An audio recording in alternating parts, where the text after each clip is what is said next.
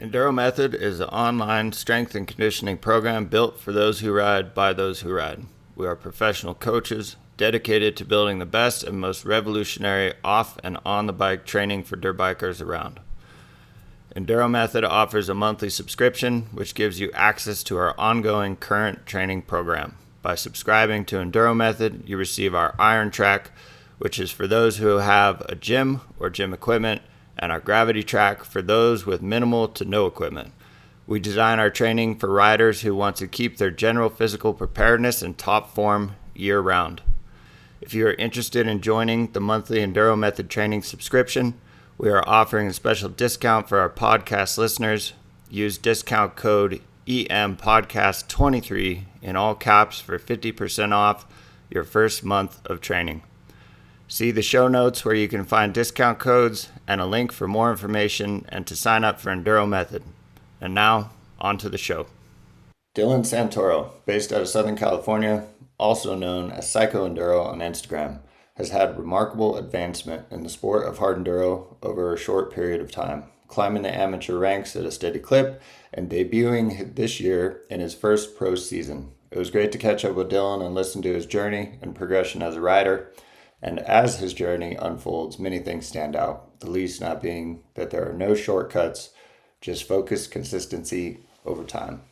All right, welcome to the Enduro Method podcast. Josh here, joined today with Dylan Santoro, also known as Psycho Enduro on Instagram. Been wanting to catch up with Dylan for a while, talk about his progression over the years, and he's also started doing some riding clinics and stuff this year, so that'd be great and good listen to hear kind of his riding journey, where he started and where he's at now. So Dylan, thanks for coming on. Yeah, no problem. I was kind of just like gonna start talking about how I was looking through your website a little bit and I saw like your race results from the past, few years and whatnot.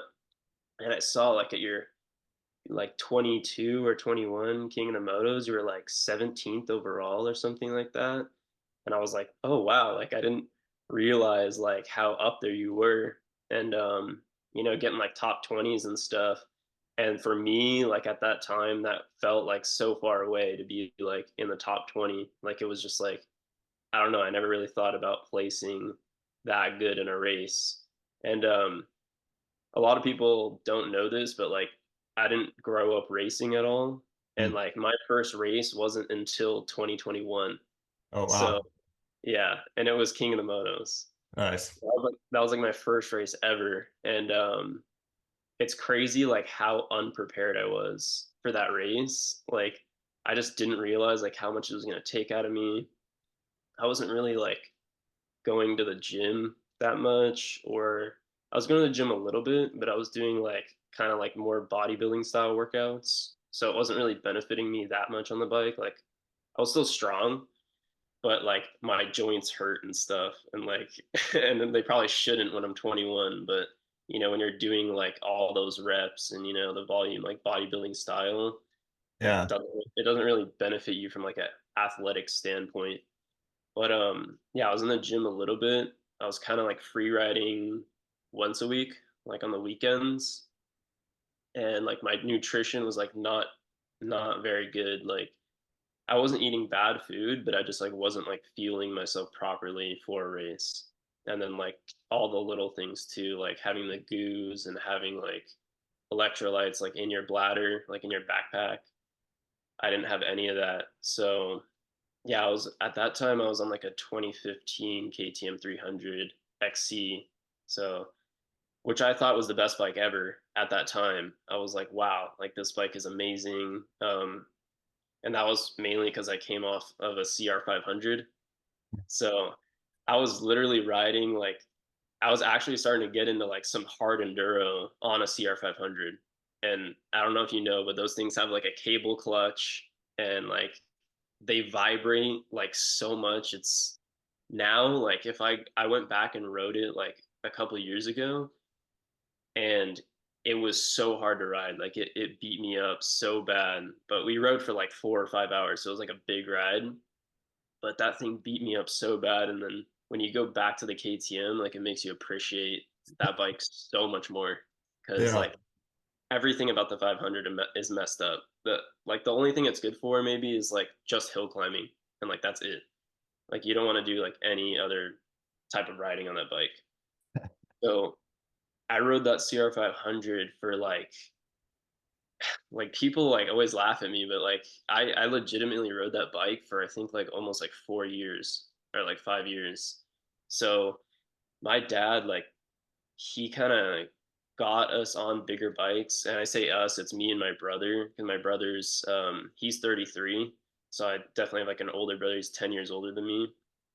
Um, but when we grew up, like he had us like as soon as we could like we couldn't even really touch the floor, and he like had us on a CR 250, and then like we'd be like one season on that and then just go to a CR 500 because we were like Honda guys back in the day. And so I was literally riding a CR 500 before I could like barely touch the ground. So, and it's just that's just like one thing like when you grow up in an area like I did, and we grew up riding in this place called Jawbone Canyon, and it's in SoCal, like out near the Mojave Desert, and there's just like a lot of big sand hill climbs there. So when you grow up and you learn how to ride in a place that's like sandy and hard to ride, there's a lot of rocks and stuff and big hill climbs, and you just get used to that, especially on like a big bike like a CR 500. Then when you go like and ride in other places, it makes it a lot easier because you're like, wow, it's like there's not deep sand everywhere, or like rocks everywhere, like bouncing you around, and then you're riding on a bike that has horrible suspension and horrible geometry, horrible brakes, like everything. Like, those old CRs are ridiculous. But yeah, I think in like 2019, I bought the 2015 300XC at KTM, and it was like, I got on that bike and I was like, oh my God, like it was night and day. Like the geometry, suspension, everything. It was just like I thought it was the best bike in the world. And then I raced on it. And after I did that first race, I think I ended up like 22nd overall at King of the Motos in 2021. But I didn't really know if like that was like good or not. And I didn't know anybody in the scene. So I was just kind of like I didn't even really care how I placed. I was just kind of like I went there with like a couple buddies, and we were just racing against each other basically. Yeah. But they had done the race before in the past, so they like let me borrow their GPSs and stuff, and so that was cool. So I saved money there. But yeah, I did that race. It was kind of like a race against me and my buddies, and I didn't really care that much about how I placed. And like I said, I just like I looked at like all the top guys, and I was like, yeah, they're like a million miles away from me. Like, I didn't think anything of it. Yeah. But I don't know, like ever since then, like and like all other dirt bikers know, like you just like get that itch. Like it's just that itch to like you want to keep getting better and keep improving and keep riding harder things. And like I already kind of had that itch before I raced. Like when I was on the CR 500, like that's why I upgraded to a KTM, because I was like I started getting that itch to like ride harder stuff, and just like keep getting better basically. Like I rode my whole life, like since I was 4 years old, like pretty consistently. Like my dad always took us out to the desert, like, but it was like seasonal for us, even though we could ride year round. It was like almost every weekend we were out camping in the desert in the winter. And then as soon as it would get hot out here, like I forgot. I don't know like when it starts getting hot, but like it basically as soon as it got hot, we'd just put the dirt bikes away, and we'd like go do water sports all summer. So we'd go like surf, like wakeboard, water ski, like do all that stuff. And that's like our other family does that too. So we just like meet up with like my aunt and stuff and just go do water sports. And then winter comes around and we ride the dirt bikes and we go like snowboard. So like dirt biking was never like my like main sport. Probably not until I was like, I don't know. I consistently rode it, and then I kind of stopped when I was like 15, 16, 17 because I was just like in high school and like I just wanted to hang out with my friends. So I stopped for like a little bit, but not too long. It was maybe like 2 or 3 years, where I maybe had only gone like a handful of times throughout that span.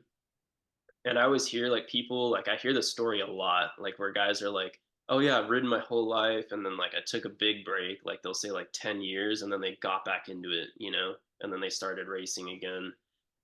But I just kind of like free rode my whole life, and like I said, like never considered racing.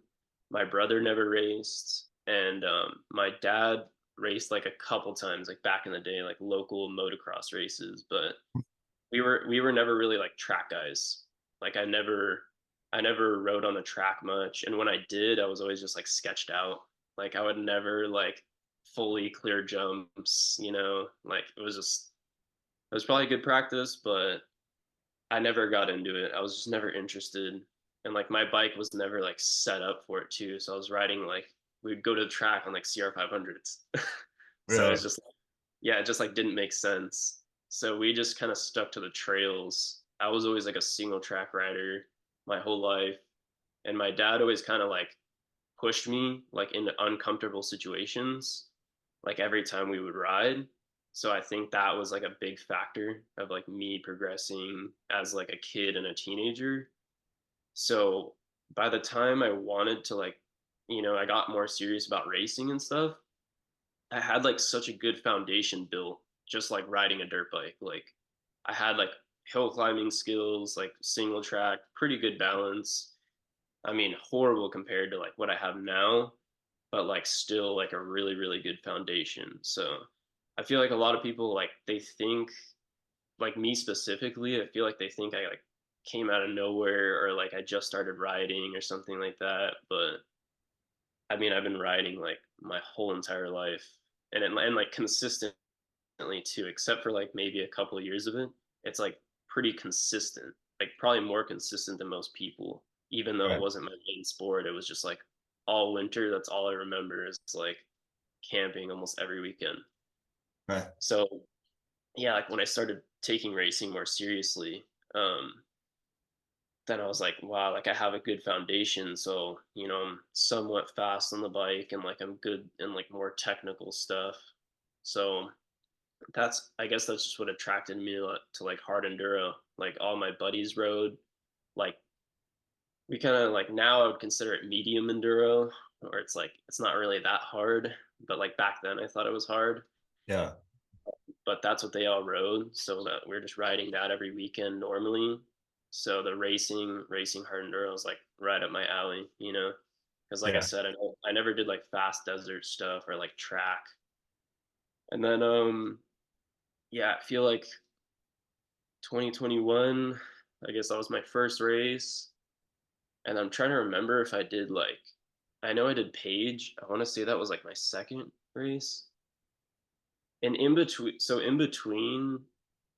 I think in between me doing King of the Motos and doing Page, and I'm trying to remember if it was Page, Arizona in 2022.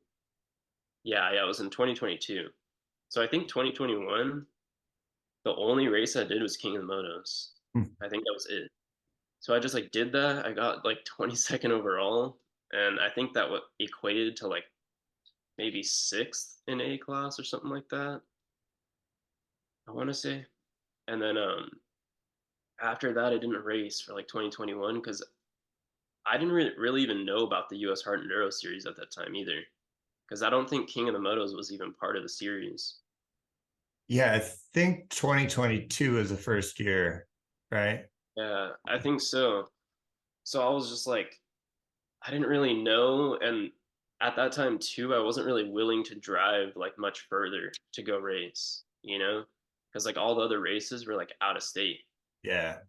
So I was like, yeah, whatever. Like I'll do my local race, but which King of the Moto, like Johnson Valley is about like 2.5 hours from me. So that's like Um, pretty much yeah, it's like my local race. That's the one I'm always like looking forward to the most. And yeah.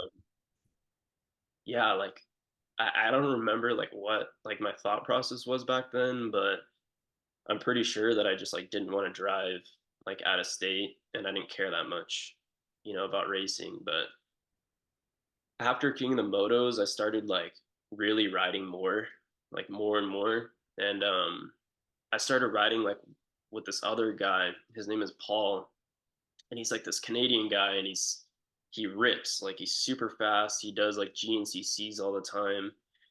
He's like one of the best hill climbers I know.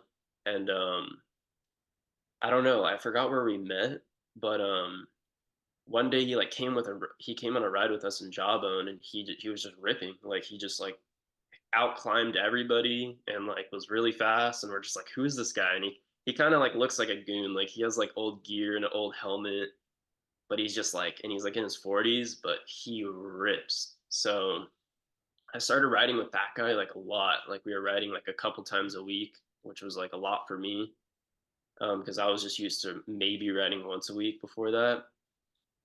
And he was definitely like starting to push me. And then from there, like I was riding with him and a couple other buddies, but from there, I feel like after King of the Motos in 2021, up until I started racing in 22, I feel like I like definitely like my skill like got better like really quick because I was riding with these guys that were pretty good, and then I feel like it happened so fast. Like before I knew it, I was like I surpassed them, and I was just like then I started pushing them, Yeah. and like I said, I had that itch. Like it was just like, oh, like let's stop riding these normal trails that we've been riding over and over for years. Like I want to make like a new trail up there. And we would just like go find a gnarly canyon or like go try to do a gnarly hill climb that has no lines on it at all.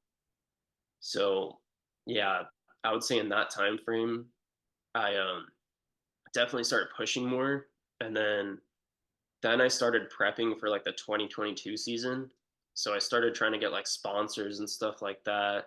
And it was small. Like I think I got like SRT sponsored me for a little while. So I was like wearing their gear and like using all their parts. And then I would just like, they were all just like kind of like small discounts though. Like I think SRT was like my biggest one for a while, and it was like 40% off. So, and it's crazy like how far it's come from that. But yeah, it was like 40% off, and then the rest of them were like anywhere from like 15 to 30% off on just like parts and stuff like that. And so yeah, I was like really making an effort to get sponsors right before 2022. And then I think it was like maybe right after King of the Motos in 2022, or maybe it was like even before that, because I remember I was still on my 2015 300. And this guy Paul that I was riding with, he's the Canadian guy. He was like good friends with Tristan Hart.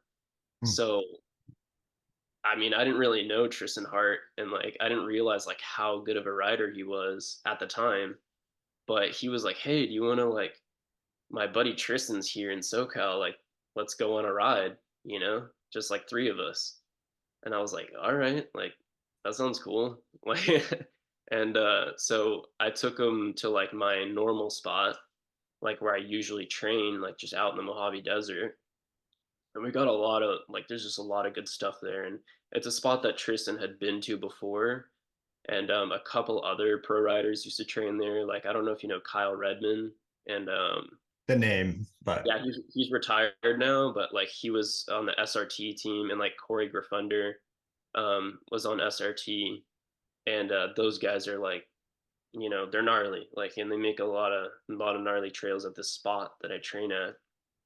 And so Tristan had been there before. He was like familiar with the area, and I remember I took him up a couple canyons, and like he just starts like going up these like making these crazy lines like just right off the bat.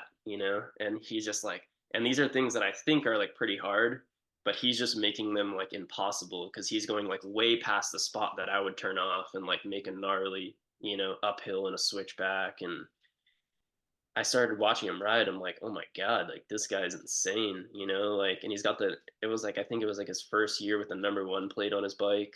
uh, Um, and he's like, yeah, he's like he's got his factory ride. And it's funny because before the ride, we were gearing up, and I was looking at his tire. Like he had this little gummy tire, and it was like that Dunlop EN91 EX, yeah, and it was like half worn. And I had like yeah, I had an M5B with like those big giant knobs. yeah. And I'm like, I'm like, dude, you're not climbing up anything with that tire. Like, because it was like, it had these like tiny, little tiny, like torn up knobs on it. And I just like, I was thinking to myself, like, I bet I'll be able to like out climb him on something, you know? But we go out there, dude, and he just like out climbs both of us by a mile on every single thing we try. Like he just smokes us. Like it was just crazy. I was like, what? Like how is he like he's this good, but like even on the tire that's like completely torn up, he's just like killing it, like doing crazy stuff that I would never think of. And at that point, like that was like another turning point for me, like in my like career and like me getting better, is like him opening my eyes up where I'm like, oh my, like I've never witnessed like that level of riding a dirt bike before in person. Right. I got to do it basically like one on one with him, you know? So it was like, and watching the way he would just do laps and laps and laps around us. Like we would be in a canyon, and before like I would make it up once, he would make it up like 4 or 5 times, you know? He would go up and down 4 times. So you're just like, you see that and you're like, oh my God, like, you know? So it just opens your eyes up, because I feel like we all like kind of naturally limit ourselves, you know, because we don't really know, you know, like there might not be like a clear goal on like how good you can get. So Yeah. you just kind of like, I don't know, like you don't do like specific things to get to that next level, versus now like everything I do is with way more of a purpose, you know? Like when I ride, it's with a purpose. And like even when I'm training off the bike, it's because, you know, I'm trying to like step up to that next level, because I know where I need to be and like where I can get. Yeah. Versus back then, I was just kind of riding for fun, and like it wasn't with like a purpose. Like we would just do like a big loop and kind of like hit every obstacle one time, and Yep. like that was it. Like we would just try to cover ground basically, you know. So it wasn't really like we weren't really riding with a purpose. Like, and the when I was watching him ride, I was like, dang, like he's really getting in the reps, you know, and he's like doing things multiple times where like I would do it once and I'd be like, okay, I do not want to go back down, you know, like it's like a big waterfall. And it's like you Right. don't want to go back down and go try it again and then fall, you know? So that was like my mindset back then. But we rode all day with him. We rode like until he ended up running out of gas that day, because he just like hammered so hard like all day long, and he just did so many laps around us that he ran out of gas before we did, like by a lot. Like I still had like a half a tank and he ran out of gas, because he's just like, because and everything he hits too, he's like full throttle. Right. Like even just a waterfall, like he's like hitting the rev limiter before he even hits it. So it's just like he's just on it, like he's just hammering the bike, like everything he does. Hmm. So just being able to listen to that and like watch his body language and watch like how he operates, like just blew my mind, like it, and it opened my eyes up for sure. So Yeah. after that, then I was like, okay, like I totally like changed the way I rode. Like I looked at things way different. I started doing more like laps around, like I would do an obstacle and go back down it, go do it again, go back down. And and then after that, I think I don't know if they had King of the Motos in 2022. I forgot. Um, but I remember going to Page. That was the first time I was there, and I was still on my 2015 bike. And like I saw Tristan. We kind of like rode before the race, like the day before, and then I raced, and I think it was again. I think I was like in the top 20s, like maybe in the top 25 overall. So I'd done decent, but I feel like I don't even know if I was like even in the top 10 in the A class. I don't even remember, but I have like all my race results somewhere. Like I wrote them all down, but I still wasn't doing like that good, you know, even in 2022. And then I did like Donner. I had got a new bike before I went to Donner. Like I bought like a 2018 KTM 300 XCW, and it had like, or it already had like almost 300 hours on it. Like it was off a buddy. and he gave me like a really good deal on it because he was moving, and he couldn't bring his bike with him. So like I bought that, and that was definitely a game changer because that bike was now counterbalanced. It had like a good Electron carb on it. The geometry was better. I moved from a linkage shock to a PDS at that time, and now I'm still on that XCW, so I still have the PDS shock, which I prefer for hard enduro. And that definitely helped me a lot, like getting the new bike. And that was like one thing Tristan told me. He's like, dude, you got to get off that bike. It was like that 2015. He's like, you got to get a new bike. And I was like, dude, like I can't afford it. I was like, give me one of yours. I was Yeah. like, give me your practice bike or something. But I ended up like doing it. I got a new bike and I sold my old one, and it was like it ended up being like $1,000 difference at the end of the day once I Oh, sold my. nice. So it was a pretty good upgrade for $1,000. So I got like my new one already, and the only race I could remember that I hit on that during 2022 was like Donner. So I went to Donner during that time and did horrible. Like I was not in the top 10 in the A class. I crashed like right at the start, but I was still at that time like that was now I was like seeing like big progression. Like I was taking big steps for sure. Yeah. Like by the time 2022 Donner rolled around, I was significantly better than my 2021 King of the Motos, and I was on a newer bike. So I rode that bike like a lot. Like I rode the hell out of that bike. That was like basically the bike that like I went like pro on was like my 2018 bike. Like by the time I had sold that bike, I was basically like I sold that bike like after I raced Pennsylvania like this last season. So I went to Pennsylvania for like the double header, and those were my last races on that bike. And by that time, like that's like I was consistently like in the top three in the A class at like every single race. Yeah. Like even going to Tough Like Roar for like my very first time there, I got third place at Tough Like Roar, and then the day after I got fourth place at Shotgun Enduro, and like at both of those races, I literally left right after the race because I was like, oh, I don't even know like if I did good, you know? Because like at those races, it wasn't like we didn't finish those races. Like it was just as many checkpoints as you could get.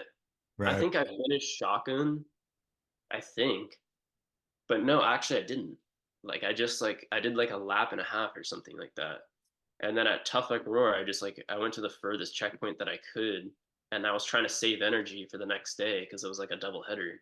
Right. But yeah, that was like the last races on that 2018 bike I had. But by the time I was done with that bike, I mean, it was like, it was smoked. Like, I took really good care of it as far as like the motor, but like all the external things, like there was not a spot on the bike that didn't have a scratch on it or like a dent, like it was just like I rode that thing like into the ground, but it still runs great. I mean, I sold it to a guy that I know, and like it's still like it starts right up and it runs like perfect. So I don't know how that thing has like 400 hours on it or something. Nice. But yeah, like 2022. It's funny. Like I want to like look at my phone and like look through because I didn't really like look at exactly like the time frames that I was like racing and getting better and stuff.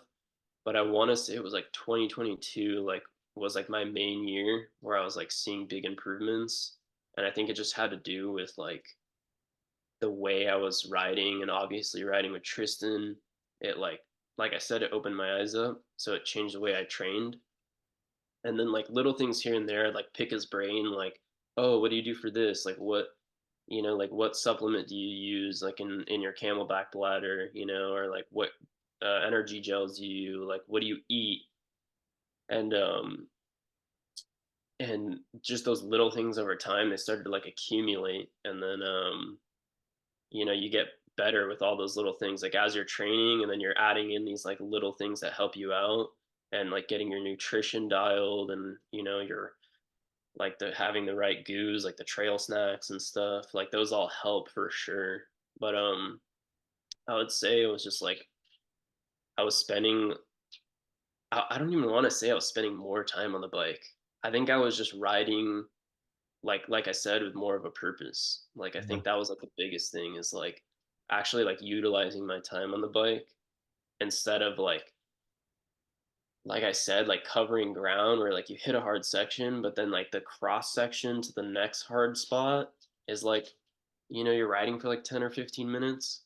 And those 10 or 15 minutes are like kind of wasted, to be honest. Like you're still riding your bike and you're still like, it's still like training, but it's not as good as like making a loop that takes like 10 minutes, maybe like a 10-minute moto loop that has like rocks, uphills, downhills, side hills. Like, you incorporate everything into like a 10-minute loop, and you can just like run that a bunch of times and perfect each section in that loop Yeah. like that. Like, so I started doing that at some point. I think I started doing that like after 2023 King of the Motos. That's when I really started doing like doing laps and like moto style training. So 2023 King of the Motos rolled around. I had like a whole new setup at that time. I got my bike dialed. I started getting like sponsors right before 2023. Um, and then also I had got a lot of support from like friends and family too. And that was actually right after King of the Motos. I got like an insane amount of support, which I'll talk about. But just before King of the Motos, still, I got with like Fast House, and that ended up being like my biggest sponsor for 2023. They sent me like a giant box of like a bunch of stuff. I had like, helmet, gear, like everything. So I was like kitted out with Fast House, and then had a bunch of other small sponsors. Like, and then I started really getting a lot of free stuff. Like a lot of the parts on my bike, like I got for free, or I got for like a really good discount. Like I got knee braces for like 60% off from like EVS. They really hooked me up. ODI hooked me up with like free stuff, and so that's when it like my social media was growing at that time too. So like I'd got like over 10,000 followers at that time, and I was like really networking and like sending out a lot of emails. That was like a big one. Like I was like DMing, but mainly emailing like a lot of companies, and just saying like, yeah, like I'm racing and I also do social media, and I can like make a post or like tag you guys for this product, and I'll have it at the races too, so I'll be like networking with people and promoting it through social media and at races. So I kind of did like a lot of those like social media slash like racer deals with a lot of companies. And so yeah, like beginning of 2023, that was like where I didn't quite know where I stood right before King of the Motos as far as like my skill level, but like I knew I was like good. Like I knew I was there and I had sponsors, and so it was just a matter of like, putting in those results. So yeah, I raced King of the Motos 2023, and surprisingly, I didn't expect it, but I got second place in the A class, and that's where it was like, all right, like I feel like now I know where I stand. Yeah. Even though that was my local race, I was like, that gave me like a little bit more of a boost where I'm like, all right, I feel like, if I can get second place here, like what can I do at another race? Because like for 2023, my plan was to just hit a few races that were like close to me. Like I was gonna hit King of the Motos, Page, and like Donner, and then maybe like one other race, like maybe Idaho or something.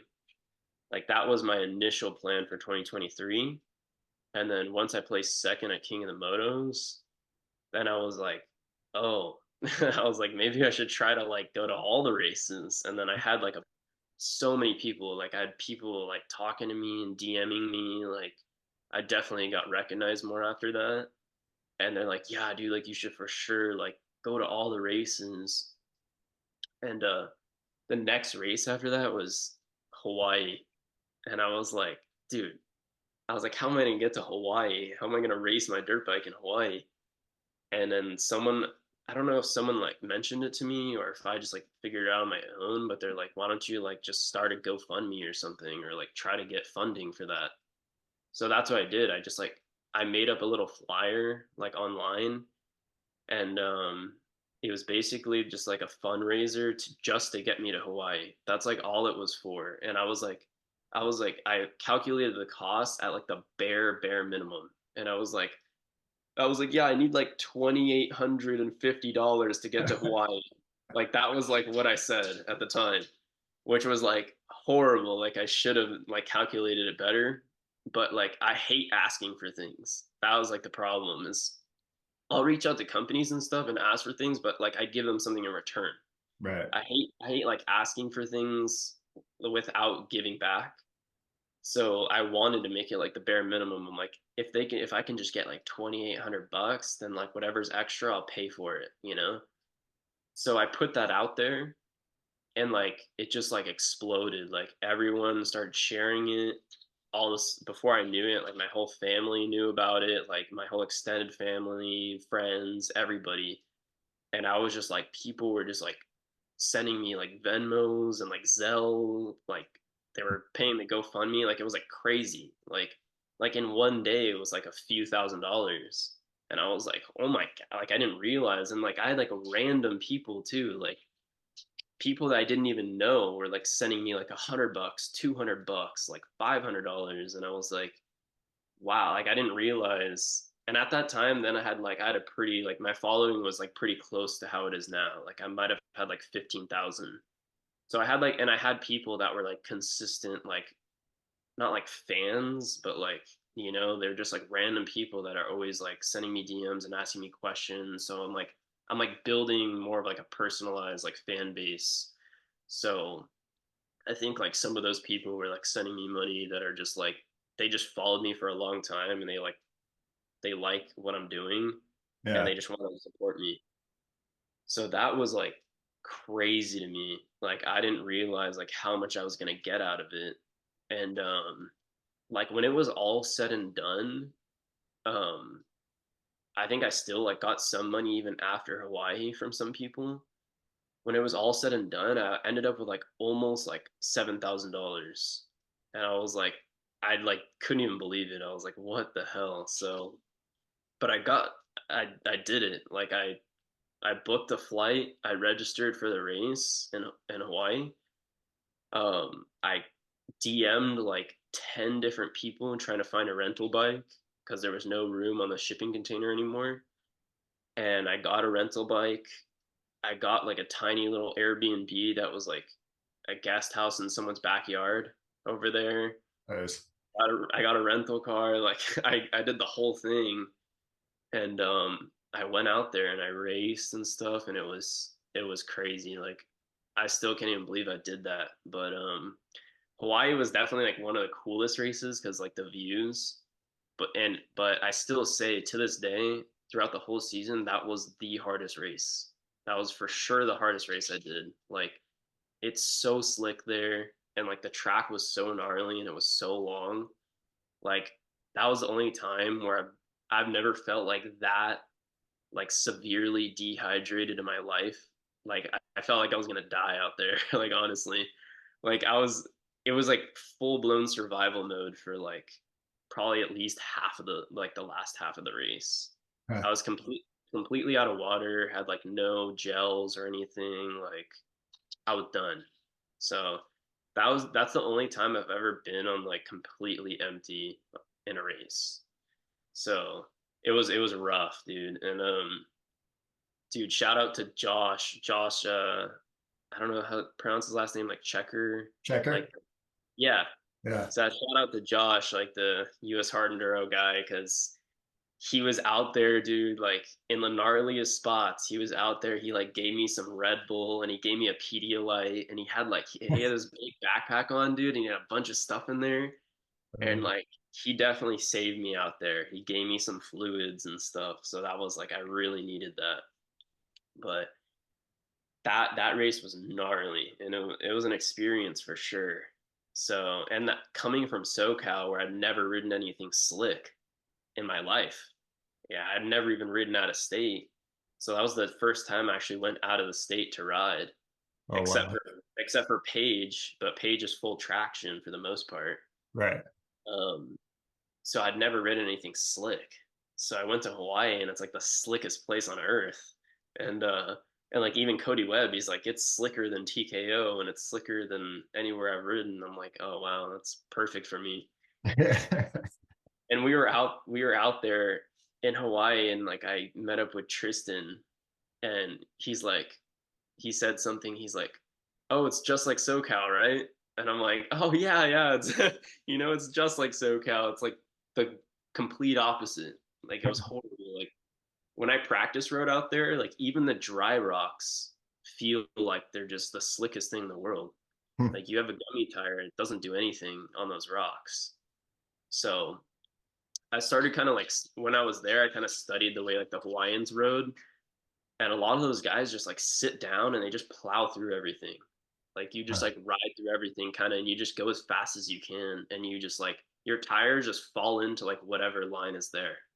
Like you can't really like pick and choose your lines there because you just like slide into like wherever gravity takes you because it's so Right. slick. Huh. So that one was gnarly, and then I think I ended up like 11th in A class. So it was not up my alley. It definitely didn't discourage me though, because I was like, dude, that was complete opposite of like what I normally do. So I'm just gonna let that one slide. And then after that, I was like, all right, I have like some of this money. Like I had like a few grand left over after Hawaii, and I used that money for like the rest of the races pretty much. Like, and I did like a whole breakdown, and I posted on my story at the end of the season. I think I ended up like, and it was just for racing, not for like any free riding expenses and stuff. But, and I like carpooled with a lot of people to all the races. We split Airbnbs, we split food. So I was like, we definitely cut down on costs a lot of the season. But I broke it down, and I think I ended up like being $2,200 like out of pocket by the end of the season, which was like really good. I thought I was going to be paying more than that. Yeah. But I was just super fortunate to have like good friends that wanted to go race, and like some of the races, it was like four of us in one truck with four bikes, and we'd go to the races and split an Airbnb four ways and the gas four ways, and it was like that was the way to do it, on a budget. So, and that's like the biggest thing with racing. It's all about the cost, like the cost of everything. If money didn't matter, dude, I'd be like, yeah, I'm going to every single race, and I'm gonna, no matter what. Yeah. I was gonna get to that too. Like even just this next season, like if I can't get support like that, it's like I'm not gonna go to every race, Even though it's like this is gonna be like my first pro season, like kind of like my pro debut is like King of the Motos. But yeah, if I can't get like enough support as far as like financially, like I'm pretty much just gonna try to go to all the premier rounds, but anything in between that, it's just like I'm just gonna go to if I can, and if I can carpool with a buddy or something like that. Because yeah, that's the one like downside with racing is you put so much in, and there's like very little in return as far as like the financial side of things. Like Yeah. you don't really make any money from racing. No, I mean, hopefully, right, with time it'll get better and better, but Yeah, there's just not much in the hard enduro scene for sure. I yeah, mean, and that's the one thing I truly understand about, people who are maybe on the fence or don't want to race in it is like the cost and the travel. Because even for us here in Driggs, like I think the closest race is 7 hours. I mean, even Kellogg is 7 hours north from where wow, we are. yeah, Like I added up because I went to Donner kind of last spur of the moment. I wasn't planning on going just because it, moved into September. And it worked out to where I could go. And I ended up driving down by myself there and back. And I think it was like, truck and trailer, it was like 750 or 800 in fuel alone. wow. And I was like, holy shit. I know. I think the only time I got paid the whole season was when I raced T or no, not TKO. I raced Tough Like Roar. So the guy who puts on Tough Like Roar pays up until 30th place, and I got like 28th. Yeah, I got 28th like overall, and I ended up like third in A, and he gave me like 120 bucks.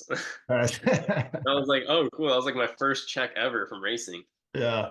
I feel like there's like a misconception. Like some people think that like we're making money or something from like sponsors or like the races, and like you're not, like I made some money from sponsors, like just barely anything, and then like I made a little bit of money from like Instagram because I was posting a lot of reels and they were doing good, and they did like a little like test program thing where they were like paying certain creators. So like I did make like some money through there, but like as everything else, like all the racing and stuff, like I made no money at all. Like you don't make anything. So the only thing you get in return is like, like that satisfaction of racing and finishing, and we all do it for like that same reason, I feel like. But yeah, that's the only thing in return that you get for that. So that's the hard part about it, is like I'm like, dang, like you got to be like at the top to like make money in this sport. And so because of that, that's like one of my goals. Like you said, like the sport is growing. So one of my goals, like with my social media and like racing, is to just grow the sport of hard enduro. Because like the bigger we can grow the sport, then like the more opportunity us riders will have to like, make money or like get sponsors, because there'll be like more money in the sport if it's bigger. So I love like what they have, like Sky Pixel Media is like doing all Yeah. the recaps and stuff. Dude, I love that. Like those are like top notch. Like the production on those is like so good. Like the videos are put together so good. Like they need way more recognition, because those YouTube videos, like I watch them over and over on YouTube on my TV, and I'm like, these are here, they're like here forever, and people like can watch them like 10 years from now. At least if YouTube's still a thing, like that's pretty cool that like those videos, they're so well put together, and they're just like they're out there for everyone to see for a long time. And I think that really like is able to show off the sport of hard enduro better when people can actually see like what's going on out there. Like those Yeah. guys are out there with their cameras, like in the shitty sections, like filming us so that other people can like enjoy that content. Right. That's like huge what they're doing, and like just all like the media, like with Max Gersten and stuff. Like it's all like that's great for the sport. And just like having people that have the personality be at the top is great for the sport. Like I was kind of joking with my buddies, like Tristan might not be like the best guy to have at the top with his personality. Like I feel like he doesn't have like that kind of personality, versus like if you compare him to like Manny Lettenbichler or like Billy Bolt, like those are like the really outgoing guys, and they have like a big personality, Right. and people like that, So it's like you kind of want, like Manny is like so good for the sport. Like he's so good for hard enduro. Just because he's like always positive, he's like rips on a dirt bike. He's the best, and he just has like a really good personality. So that's something that people love. So it's cool. They're doing the recaps with the World Series and the US Hard Enduro Series, and I think it can for sure like I think it's going to keep growing, like I think it's going to get bigger, and we'll have more opportunity in the future, and there'll be bigger sponsors willing to like fund the races and put more money into the races. So Yeah. And I yeah, think too that's definitely one of my goals is like grow the sport. yeah. And just with how the people who are putting on the races too are just making them more and more spectator friendly. Yeah, exactly. They're not just sending you like 20 miles into the woods and make a loop. It's like, no, they're trying to set it up and get maps for people to be able to go and look and like, Yeah. you know, make Yeah, it. that's one of the big things. Like I was thinking about that in my head too when I did the survey at the end of the season.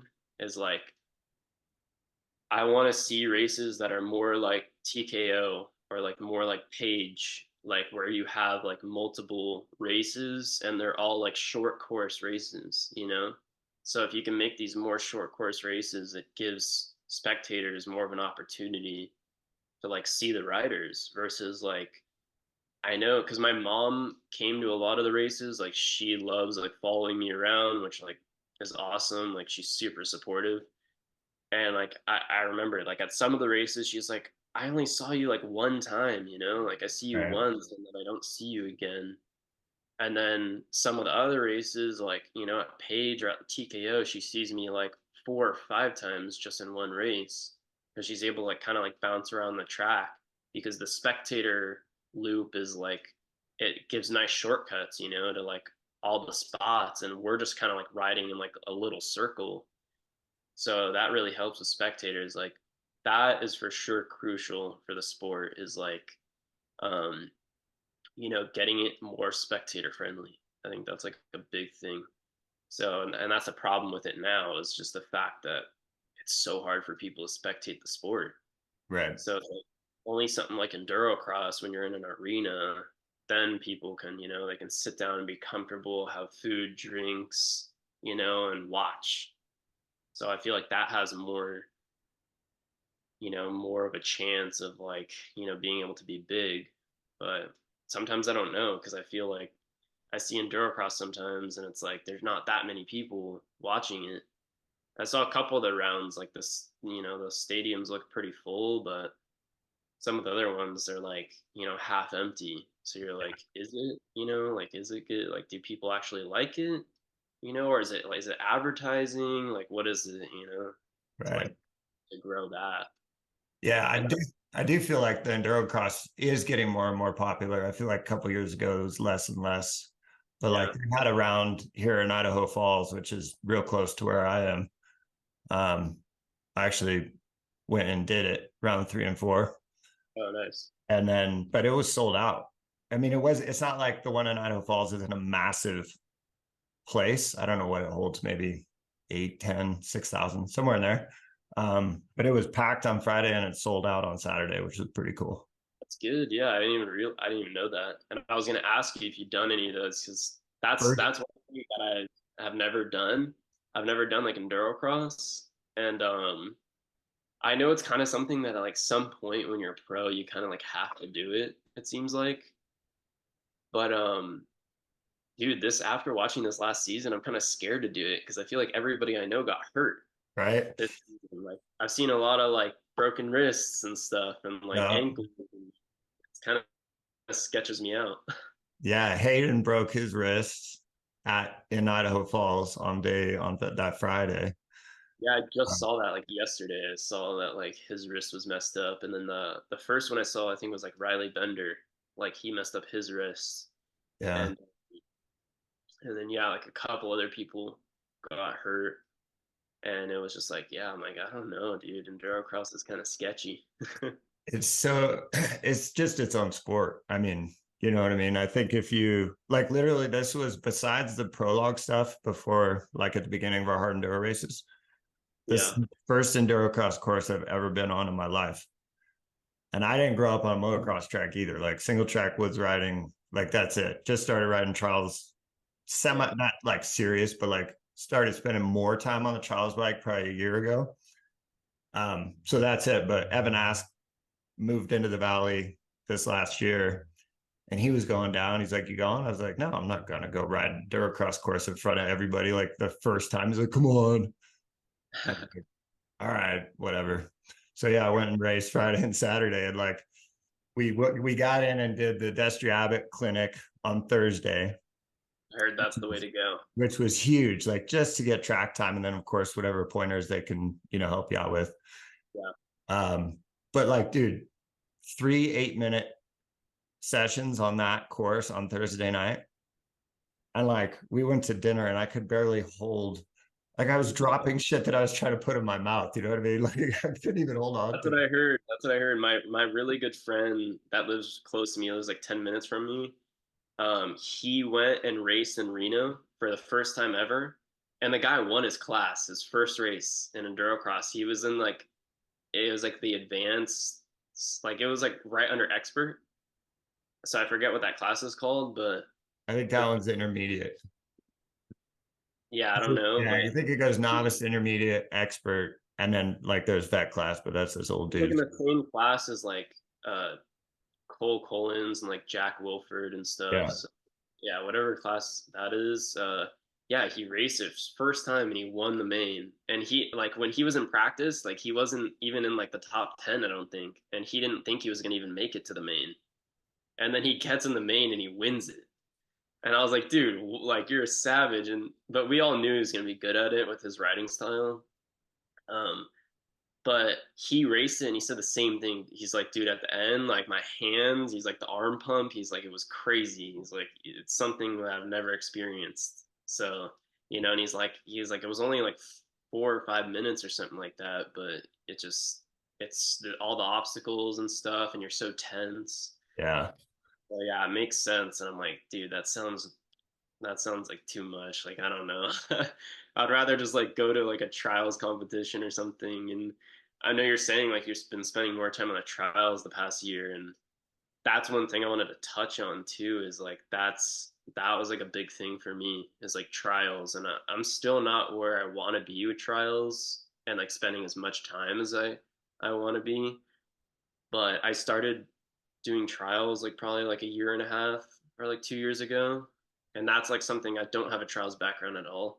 Like that wasn't like we'd seen them here and there. Like someone would bring it out to the desert, like, yeah, I have a trials bike, but we didn't know what to do with it, you know? Like we just Yeah. do like a couple circles and try to do a wheelie and like, Yeah. you know, we didn't know actually how to ride a trials bike. So we're just like, oh yeah, that's pretty cool, you know, like, but we never thought anything of it. But yeah, I got like an old gas like a year and a half ago. I did like a couple competitions in SoCal. We have like a whole SoCal series here. Oh, nice. And then I upgraded pretty quick, like probably within like 6 months. I was just like it was like a 2004 gas and it just like wasn't that great. It didn't run very good, but it was something to get me started and then to get me, you know, into it where I'm like, okay, I actually want to do this, so now I'll get a better bike. So I sold the gas and then I got like a 2018, I think it's a 2018 or 2017 Vertigo 300. And my buddy was actually getting a trials bike in Phoenix, Arizona. He's driving from SoCal to Phoenix, and he's like, "Oh, I'm gonna go out to Phoenix to get a trials bike. You know, if you can find a deal out there on one, I'll pick one up for you." And sure enough, I found like a really good deal on a Vertigo, and he picked that up like at the same time he got his, and literally delivered it to me. So that was pretty cool. I got that Vertigo and it was like night and day. Dude, that thing is like so much better. The fuel injected and like it's just everything about it. It's like 10 times better than that gas. And the gas is just so old, it was outdated and like I said, it didn't really run good. But I got the Vertigo and I like really started riding that. And then right after like 2023 King of the Motos, I rode with Tristan again and we rode at the same spot. And I rode with also Will Reardon. So Mhm. it was just like three of us. And then that guy Paul was there one of the days too, like the Canadian guy I was talking about. And like they just kicked my ass, dude. Like, and that was after I got second place at King of the Motos. Like literally like 3 days later, my bike's still like wrecked from the race. I like hadn't changed the oil. I didn't do the air filter. Like still had my tire on from the race. I had like broken plastics, and Tristan's like, "Do you want to go ride?" And I'm like, "Yeah, like I'm not gonna pass that opportunity up." So we go ride. They kick my ass. Like he's got like they made some crazy loops there, and it was sick though. They made their own like moto loops at my spot that I train at, and they're like made by Tristan Hart, dude. So I'm like, oh shit, like this is perfect. And they're sick loops and they're really hard too. So I can actually like I don't know what the word is, like basically because of him and his loops, like that's probably like a big part of my progression throughout this past year is like being able to do motos on those loops. That's huge. So, but basically, I rode with him for 2 days straight. We stayed out there, and the second day I was wrecked. But we rode, and he pushed me hard, and we did those loops, and and like I said, it was like another eye opener. Hmm. where I'm like, all right, wow, like I'm definitely way better than I was the last time we rode together, but now I gotta, step it up even more. So from like right after King of the Motos, for the rest of the season, like I was training harder. I was definitely training harder, and he told me too. He's like, you got to spend like more time on the trials bike. He's like, that's like the only way you're gonna get to the next level. And he's like, do that and do motos pretty much. And that was like pretty much like the biggest things he had to say to me was like just like doing the motos and riding the trials bike. So I definitely like have taken, you know, I've taken more time to like put on the trials bike for the past year, and like I would say now I'm definitely like it's paying off now for sure. Like at first you kind of it doesn't feel like it's working, and like it's like with like everything like you have to be patient, and you just got to like be consistent. Yeah. But it takes a lot of discipline to be that consistent. So that's like a big thing is like trials is it takes like a certain discipline, and people can't like keep up on that. Right. So, but that's the thing, is like for you, like on the, it might be cold as hell out there, but you gotta like load that trials bike up and go to the barn and like go get the reps in. Like even if it's for 30 minutes, like just make that 30 minutes count and like get the reps in. And that's what I've been doing for the past like 6 months, and I'm getting better and better at it like as I go, where I'm like utilizing my time better and like utilizing my days better. My dog's like going crazy out there. I'm gonna go let her in. All right.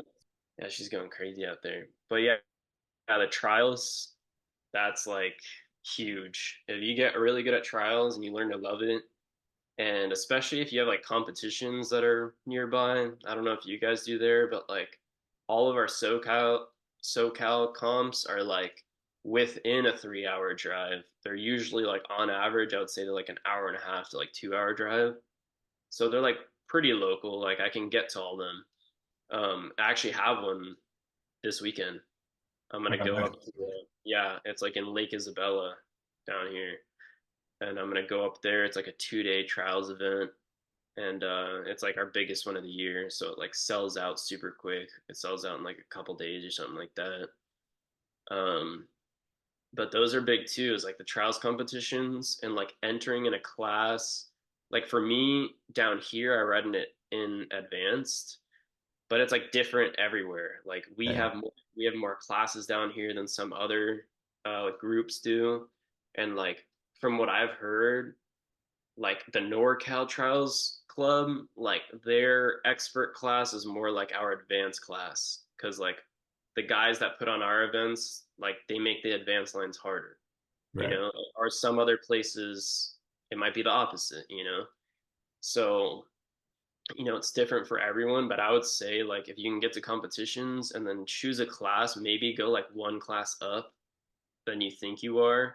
Like I wouldn't push it too far. Like you got to actually like know, how they make the lines, cuz like Yeah. I would never enter an expert cuz like there's some crazy stuff like where I'm Oh, like I would literally just have to like walk off the course cuz I wouldn't even be able to try it, cuz right. it's just too gnarly, or it's like I can't even set myself up for that.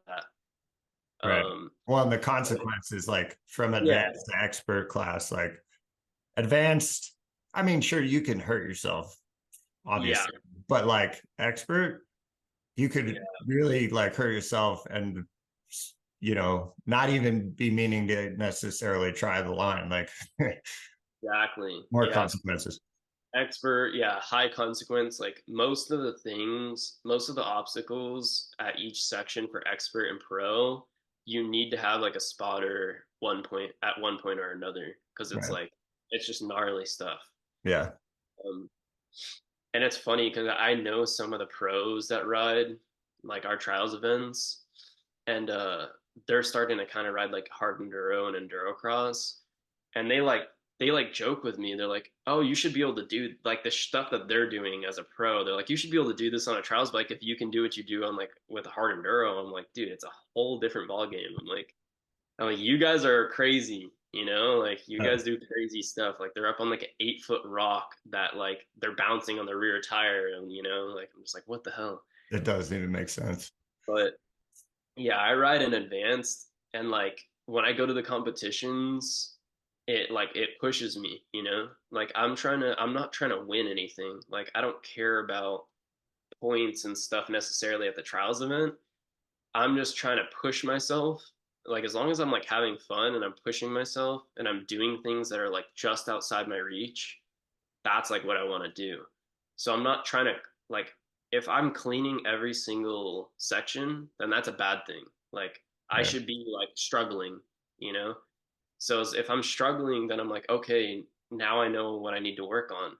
So when I go practice trials, I whatever, if I like struggled on like hopping my front end, you know, around, then that's what I'm gonna do in practice, you know, or Right. splatters or, you know, whatever.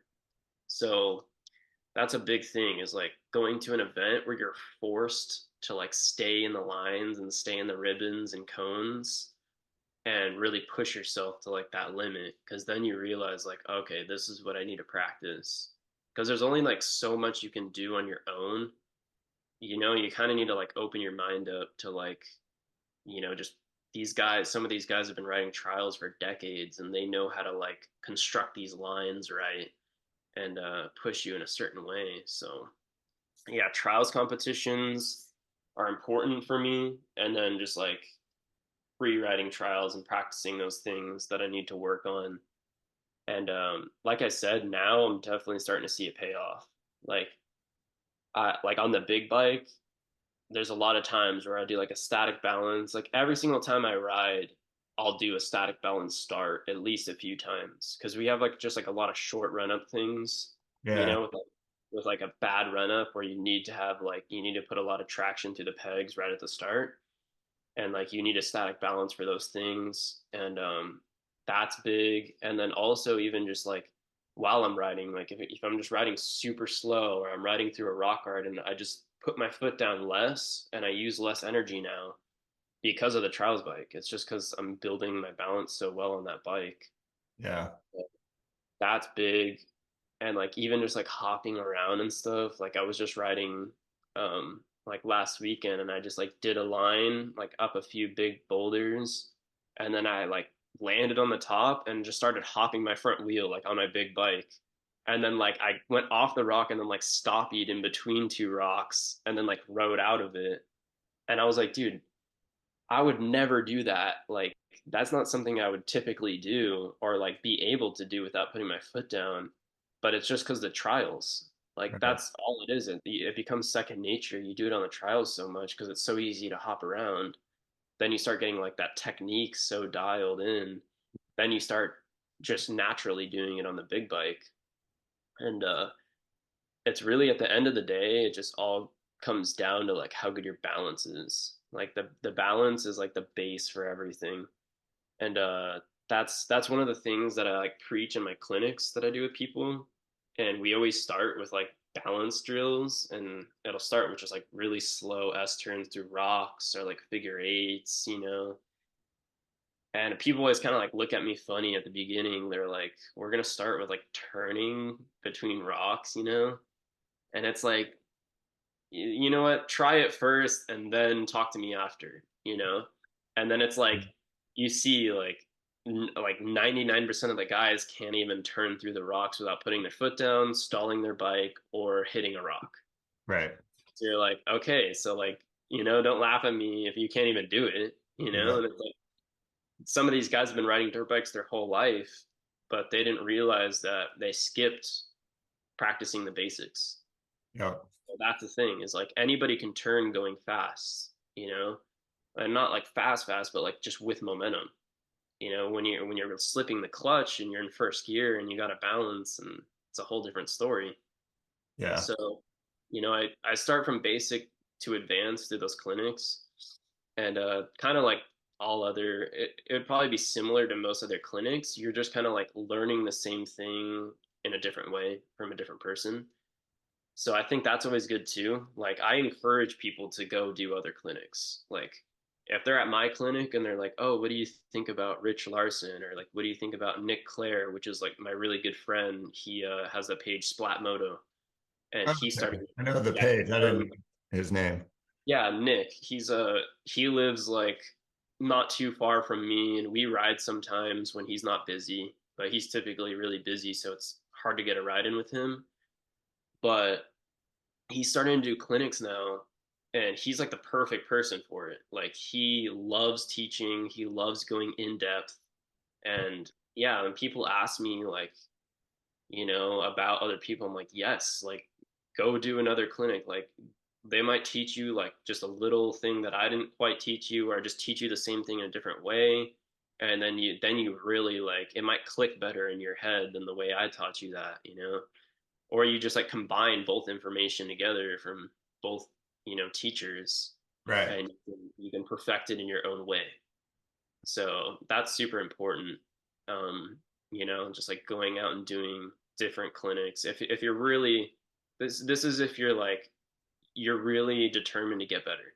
Like, and you want to step it up to the next level, I would recommend if you're like an intermediate rider, like looking to step it up to the next level, I think like clinics are for sure like a really, really good way to go.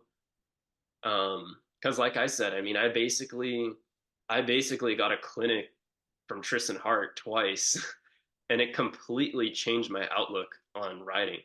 Yeah. So, and I see it in some of the people that I teach. They are completely different at the end of the clinic, like because they've never seen somebody ride like the way I could ride, or like, and I'm not even like, still have so much work to do.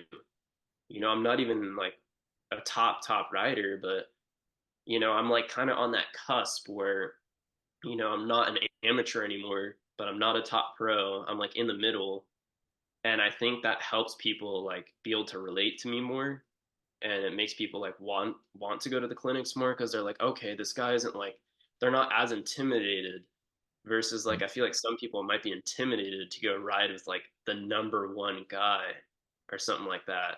But then they also don't want to be taught by someone who doesn't know a lot. So it's like kind of having that middle ground. I feel like I'm able to like connect with people more, you know? Because I mean, like I said, like just a few years ago, I wasn't really like this crazy rider. Like I was a pretty good rider, but nowhere near the way I am now. And like a lot of my buddies have told me that they're like, I've never even seen somebody progress this fast on a dirt bike before. I've heard that like a few times about my progression, and I'm like, that it makes me think. I'm like, dang, like I guess it's all like working everything I'm doing, but Yeah. um, I mean, even listening to like you're very like introspective about it, right? So one of the things, because not like not all riders, even pro level, like can coach, right? Because that's one of the questions I wanted to ask you is like how much has just like doing your clinics helped you progress? Because like when you okay, have to think about something, break it down, and then teach somebody else, because you might say yeah, one thing and like nothing happens, right? And then you say it a different way. You're trying to get to the same outcome, but you got yeah, to come up with like 5 different ways to deliver it for that individual to be able to pick it up and then put it into action.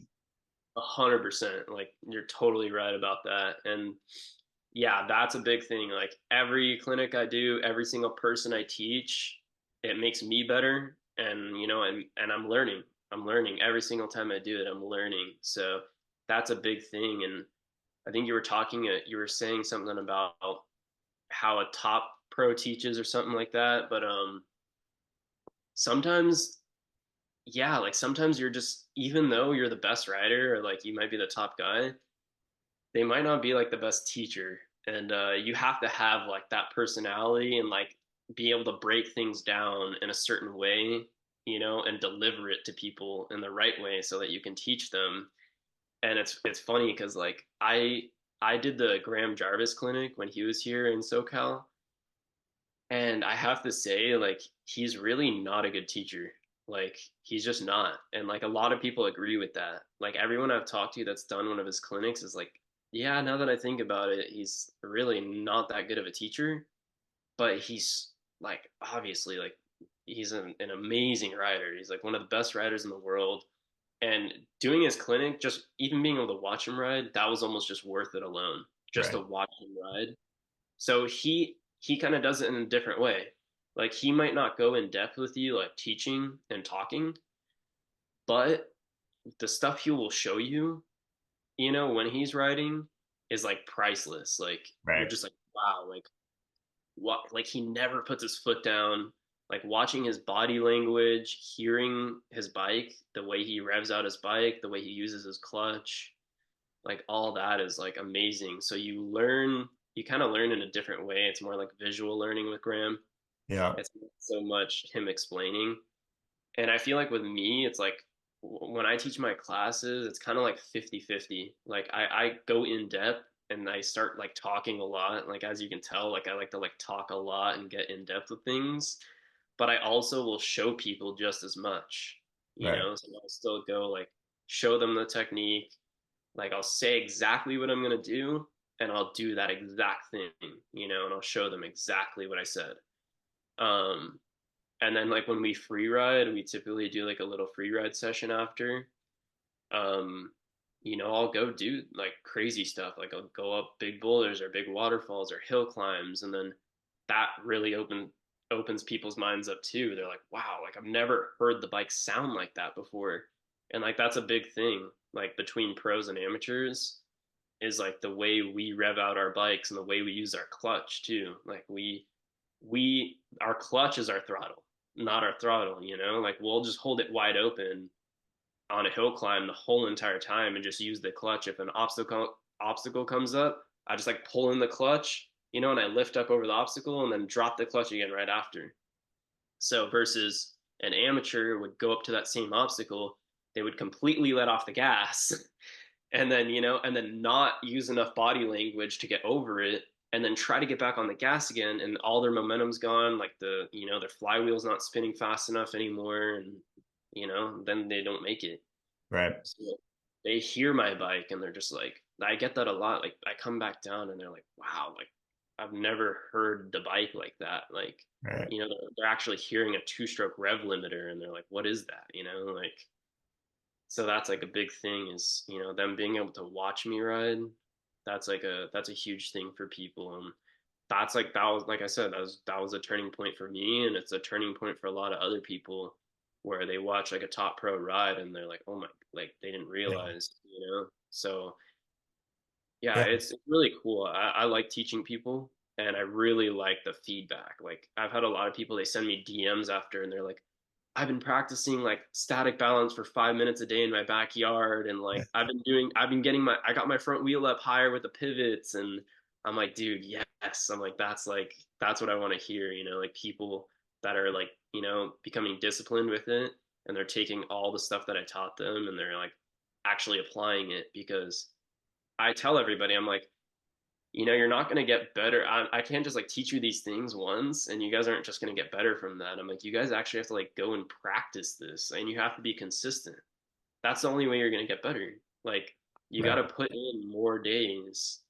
I'm like, if you're putting in, even if it's like 20 or 30 minutes a day, I'm like, just do it. I'm like, every single day and you'll see the improvement. I'm like, the less you do it, the less improvement you'll see. Like, so, and that's like like even Tristan and Will told me, they're like, dude, like ride an hour a day. Like, don't go on 1 4-hour ride. To like Right. just try to like get it in every day for a shorter period of time. Ride with a purpose, and you'll see improvement way quicker. Yeah. I always tell people that I'm like, just practice, dude. Like, you have to practice and you have to be consistent.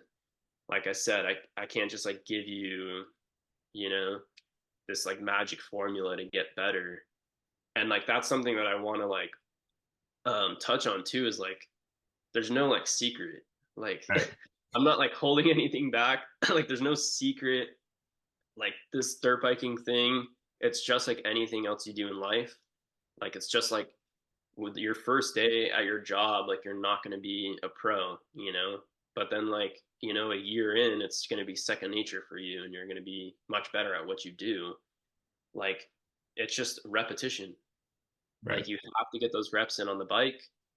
The trials bike, that's the one thing about the trials bike, why it's so good, is because you can get more reps in on that bike.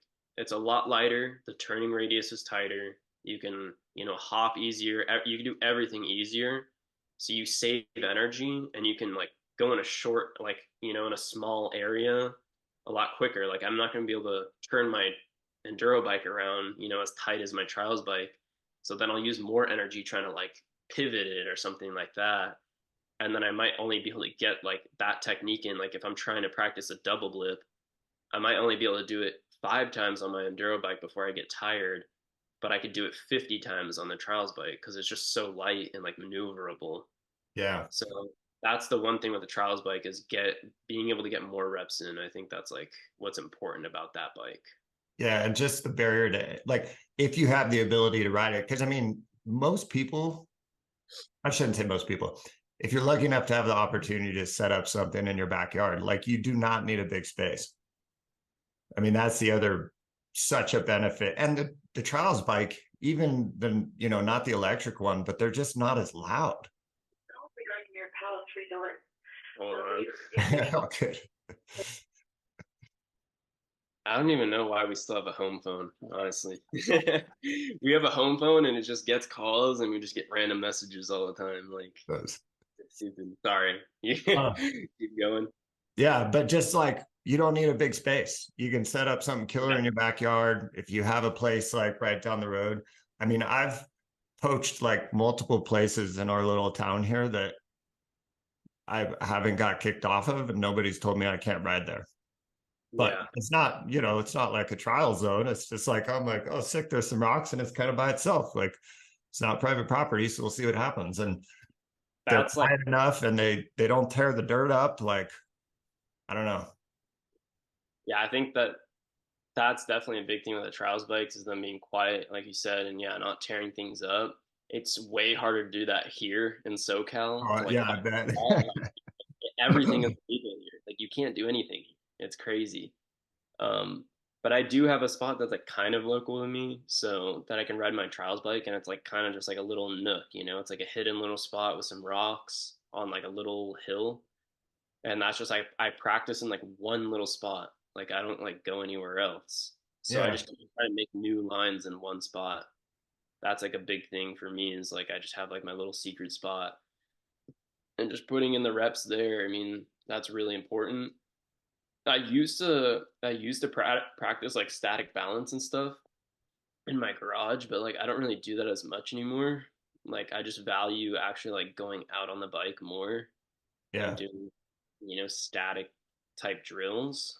Um, but yeah, dude, the trials bike, like if you're trying to get better, I mean that's like the way to go. And like you said, like you don't really need much. Like you could just the turning radius is so tight on those, and if you can it's just about kind of like being creative. Like yeah. if you're creative, you can figure out the lines and you can force yourself to like take some like shorter, tighter lines. Um, then I mean, you can just do a lot, even just like with one rock, pretty much.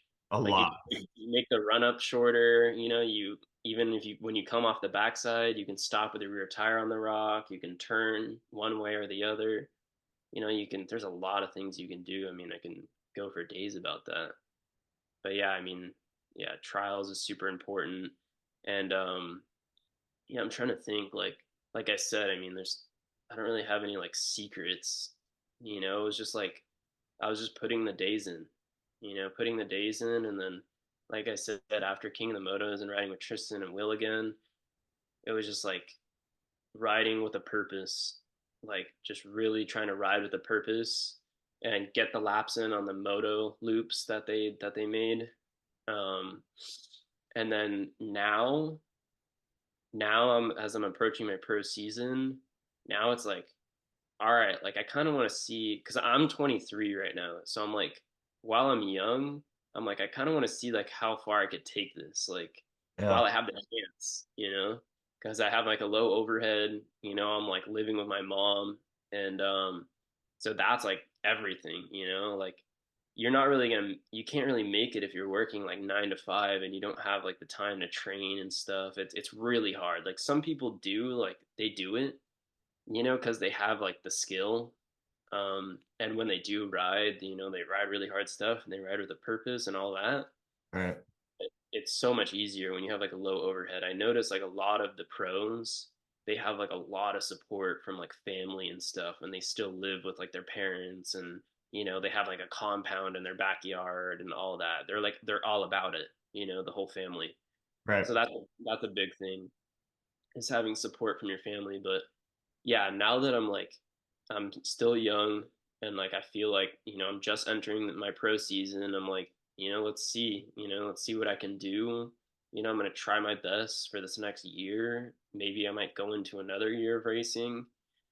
It's hard to say, I'm just like, I don't know. But as of right now, I want to take it serious. And that's a part of the reason why like I reached out to you, and I was like, I want to like hold myself accountable, like I want to do a program and like get the days in consistently. I want to be consistent with my like off the bike training. That was more important to me than on the bike training, or at least right now, Right. because I'm getting my days on the bike. But then my off days, I'm just like working. I'm working on dirt bikes and working, because that's actually what I do mainly for work now. I used to work in like the production, like film and production, in LA, and like we'd just be all over the place. And then there was like a writer strike like 9 months ago. Yeah. We had the strike and it shut down like all our work basically. And yeah, my boss like wasn't hiring me much, and he's like, yeah, like we're pretty screwed right now. So throughout that time, I started working on people's dirt bikes, and I kind of started working on people's dirt bikes before that, before the strike. But now it like really took off for a while, just like being an independent mechanic. And now it's like consistent. So like that's like what I'm mainly doing for work. So like my off days, I'm just like working on other people's dirt bikes, working on my dirt bike at the same time. Um, like right now, I have like three bikes in my garage. I'm like doing a top end for somebody, and like doing general maintenance for another guy, and then working on my bike, like I said. And and so I wasn't utilizing my off days for like any type of training. Hmm. And and I wanted to be in like I want to be in the gym, and I want to be like pedaling on my bike and stuff. And but like I said, I kind of had like nothing to hold me accountable. So I was like, I started looking, like I saw your program before like a year ago or something, but I was like, yeah, it's cool, but I don't know, like I just wasn't sure about it. Um, and then yeah, as time went on, and now that I'm getting more serious about it, and I want to really come into my pro season like just fit, and just like, because I'll just like I'll hate myself if I'm out there and I'm huffing and puffing and have to stop because I'm pushing too hard. Like I want to be strong and I want to be fit, like as far as my cardio and stuff, and I don't want that to hold me back.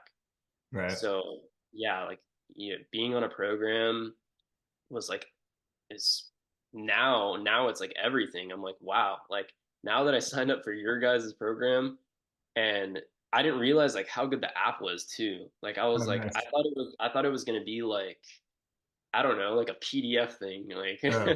I thought you guys were gonna like send me a link on the email, and it was just gonna be like through a website or like a PDF. Like, but the app, like I have to say, like the app makes it like way easier. Like Nice. the fact that you guys have like videos on everything, because there were like a couple things where I was like, oh, how do you do that? So I watch the videos, and then I use like the rest timer all the time. I always use the rest timer on there because like I don't typically wear a watch. Like I just wear a watch when I ride. Okay. That's like the only time I really wear a watch, like when I ride trials or when I'm riding my big bike sometimes. But so yeah, I use like the rest timer on there, and I'm always checking like, and then I like log the days so that I have like I know which days. I don't know, like I said, it just like holds me accountable. Yeah. So that's like a big thing. The app is really cool. Like I like that, and I feel like that's a feature that I don't know if people really like know about with your program. Because I looked into it like pretty deep, and I didn't see like I saw you guys had an app, but I didn't see anything about it or like the layout about of it. Right. So it was like hard to tell. But I watched your guys' YouTube video with like the sample workout and all that. And I know like a year ago, I was like, I could just do that stuff myself, like because I didn't get into this much, but like I used to go to the gym like 6 days a week for like over a year straight, or like almost, it was probably like 2 years. And like I said, though, I was doing like bodybuilding style. So I got all like big, you know, Yeah, and like, and it didn't really like, it wasn't playing my favor for like riding, but yeah, I got big, I got muscular, I was like very defined, like I got super lean because just like genetics and like I had to force myself to eat to actually like grow. yeah. So, but I put on like 30 pounds in like a year and a half. Uh, It was like crazy because I was doing it with a friend too that was like doing the exact same thing as me. He was like what they call a hard gainer, like we were yeah, both hard gainers, but we were just pushing each other so hard, and we were in the gym 6 days a week doing bodybuilding stuff like push pull legs 6 days a week, you know, and then resting one day maybe, and just eating as much as we could every day. So yeah, we got like that was like 30 pounds in like a year and a half, and like I changed completely like my physique. And then like the more I started to ride, the less I went in the gym. Like I would ride, and then I'll before I do it, I wasn't going to the gym at all. Like, and then when I was racing too, I wasn't in the gym at all. Like, the only thing I was doing for racing, which I was probably like pedaling. Like I was pedaling on my on a gravel bike and like a mountain bike. yeah, So I was getting a lot of zone two in, especially before TKO. Like I had my heart rate strap, and I just had my phone on my bars and just like zone two for like an hour and a half, like almost every day. And then I would do like one day, just like a hard push, yeah, intervals, just hard push, like up. I have like steep fire roads here that people like hike on. I just do like hard pushes up those fire roads. So that would be like one day out of the week I would do that, and then like 3 or 4 days out of the week I would do zone two.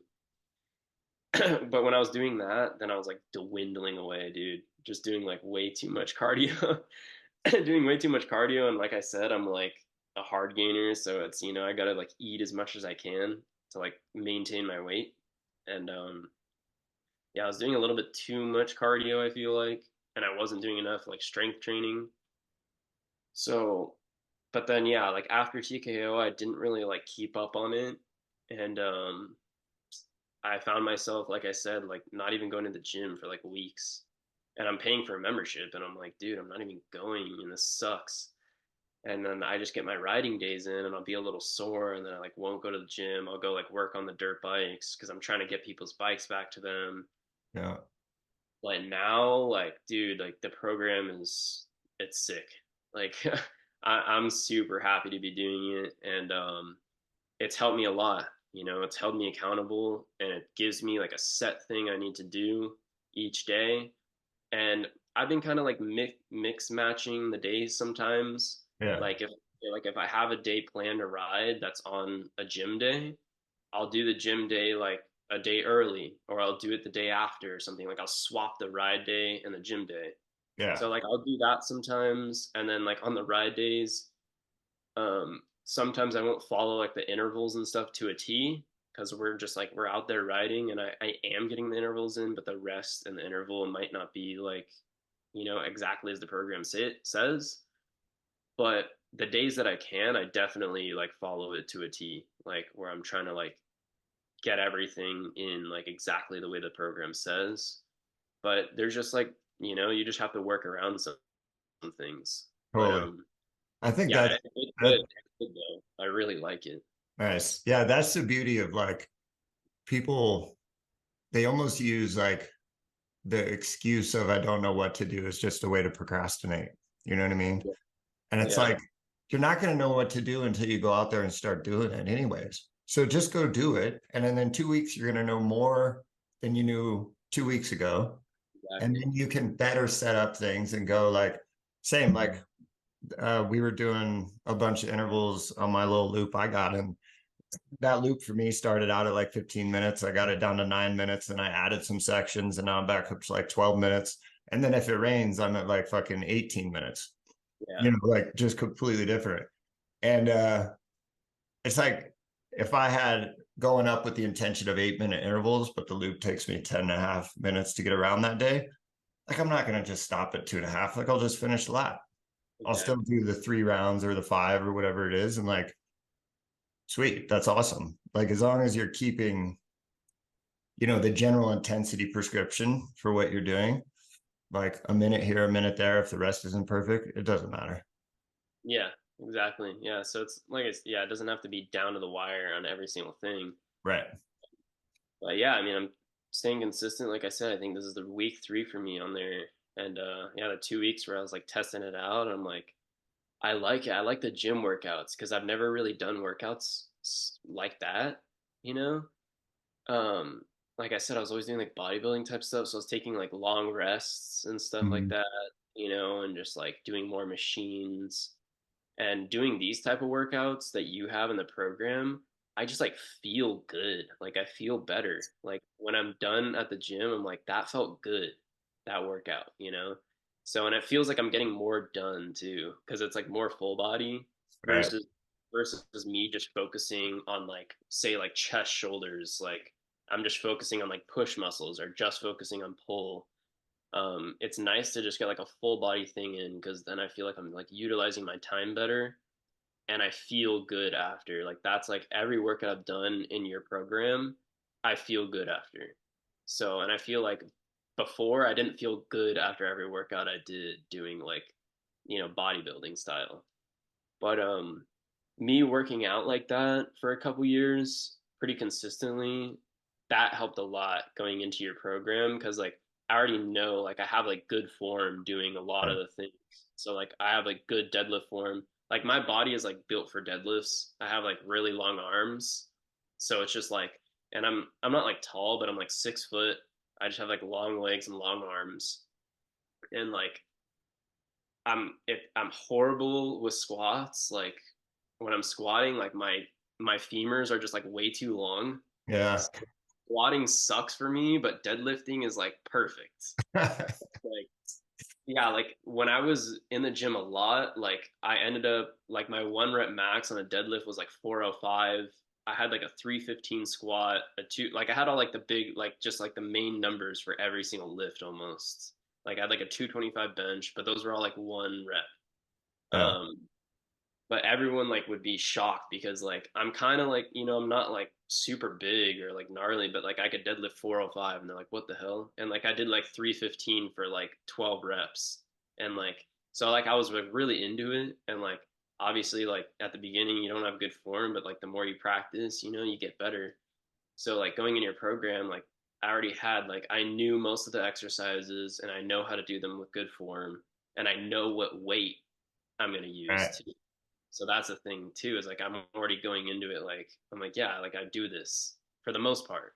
But then there's like a lot of other like little things. Like I said, I used to use a lot more machines and now I don't with the program. And I feel like that helps me so much more as an athlete to like not be using weights and doing more like compound movements that are just like instead of doing like a seated shoulder press, you're doing like a standing military press. And then you're working your core and your back and your legs and and Yeah. your balance. So that's like when you're sitting down in the chair, you're not really like working on balance and you're not really working on your core that much. You're more like locked in. So, it's good for building muscle, but it's not good for, being athletic. Right. So the program is definitely like it forces me to be more athletic, and that's what I need. So yeah, I Nice. really, really, really like it. And yeah, if anybody ever asks, or and I've been talking about it with my friends too. I'm like, all right, I'm on this program, so like these are my ride days, and so we're trying to like work our ride days on those days of the program. Nice. And yeah, I tell them, I'm like, yeah, it's good. Like I feel good, and it's the biggest thing. Like I said, it's just holding me accountable. Right. It's bringing me into the gym on days that I wouldn't go to the gym. So now I'm like working on myself every day, pretty much, to get better, versus working on myself half of those days like normal. Like if, before the program, it was just like getting my ride days in like a couple days a week, and then the other days I wasn't, you know, like working on myself physically to get better. So that's a big thing. Yeah, for this next season, like I want to come in strong for my pro season, and I think that program's like super crucial for that. So Yeah, I'll definitely be talking about it more on like social media and stuff, and you Awesome. know, in person friends. But yeah, I'm definitely stoked on it. Nice. Yeah, I think like you just said, like one of the biggest things is just that consistency over time, right? When you're if you can't ride, because a lot of times, like, well, for me, winter, right? I can't ride the whole time. So it's like, how can I continue to make improvements and not feel like I'm just throwing it all away and then pick it back up when I can ride? And it's like, well, okay, I can't ride, so I can focus on, I mean, luckily the trials thing, which is freaking huge. But Yeah, the other thing I could do is conditioning, strength work. And like, I come from the CrossFit background, competitive, yeah, and like I don't need to get any stronger. So I kind of gone into like this strength maintenance phase. But conditioning is like you can always work on conditioning. yeah, It's not as much fun, but it's like that's something I can do. So now I supplement go ride trials basically as much as possible. yeah. And then yeah, do conditioning work. Yeah, that's like great. I mean, that's what I would want to do is just you get on the bike as much as possible, but then yeah, like all the cracks in between, you're working on Right. conditioning and strength and whatever.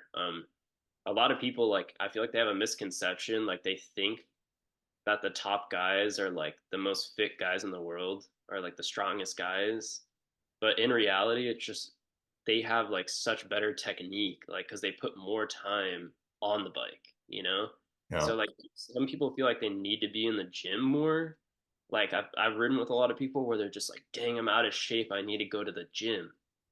But I'm like, I think you just need to spend more time on the bike, and you need Right. to ride, push yourself harder on the bike, more regularly Right. because at the end of the day, like you can be like the fittest guy on earth, but like you might not last like 15 minutes in a hard enduro setting on a dirt bike. Totally. But like, and I've kind of like tested that theory with one of my good friends. The guy is insanely fit. He works as a wildland firefighter, and those guys like they hike with heavy packs, like they're constantly rucking around, they're cutting line, like cutting down trees and stuff. They're working hard, and he's like one of the fittest guys like on his crew. And he also is like a pretty damn good dirt biker too. And he's like basically like a pro mountain biker on top of that. So Right. he's really good on two wheels, and he's super super fit, like way more fit than I am. Like if I went on a hike with him, he would kill me. Um, but I brought him on a ride, dude, and like, dude, within like 10 minutes, like when we start my moto loop, like I'm already coming back down around lapping him, and I look at him and his face is red and he's sweating his ass off. And I'm not even like, I might have like a couple drops of sweat and I'm already coming down for my next lap, and he's like, a quarter of the way through. And I'm like, that just like it shows me, I'm like, dude, like you have to have balance, like obviously like I would rather spend more time on the bike, but it's just like have balance, like go to the gym and the days in between. But like when you're on the bike, ride with a purpose, and get the training in on the bike. I think that that's the most important to me, and I think that that's what most of the pros would agree, that bike time is the most important, whether it's trials or your enduro bike. But you need to have balance. Like you can't just get super fit in the gym and expect to be, you know, leaps and bounds better on your dirt bike. But also at the same time, like just riding the dirt bike isn't going to get you to like that elite level of fitness, Right. as far as like your endurance and strength. So like you kind of need to supplement with the gym. I almost look at the gym as like supplementing. But yeah, like I said, I mean, I think the gym days for me now are becoming more important because I was spending all my days on the bike and Right. like not spending my off days doing anything else, like trying to get stronger, building more endurance. So, for each person it's different, and that's why like, yeah, you guys do like coaching and stuff, and you work out at each individual kink for each person, and like what they need to do specifically. But that's how I feel for me. I feel like, all right, like I've been getting a lot of days in on the bike and I feel good on the bike. I feel balanced. I feel like my skill is great. And there's always room for improvement. Like obviously I have a long way to go, but I'm getting enough bike days in, so now I gotta like work in those gym days to like really top off my fitness, because Yeah, like I said, I want to come into the season strong, and I don't want that. Like that's the last thing I want holding me back, is because I don't have like good enough endurance or like fitness, or strength too. At the end of the ride, when you just need to lift your bike and you're just like worked because your muscle endurance isn't very good. So totally. And having that strength in the gym is important too for that, for yeah, riding. and I think like understanding that all of that can like be fluid throughout the year too. You can focus on the gym maybe a little bit more for a couple months, and then when you are able to ride more, whether with work, family, or season, right, you can take more time off the gym and spend more time on the bike. And like Yeah, that's totally okay. It doesn't have to be like, hey, I'm doing this now and I have to be doing the exact same thing in a year. yeah, yeah, exactly. Yeah. But yeah, that was a lot, a lot. Yeah.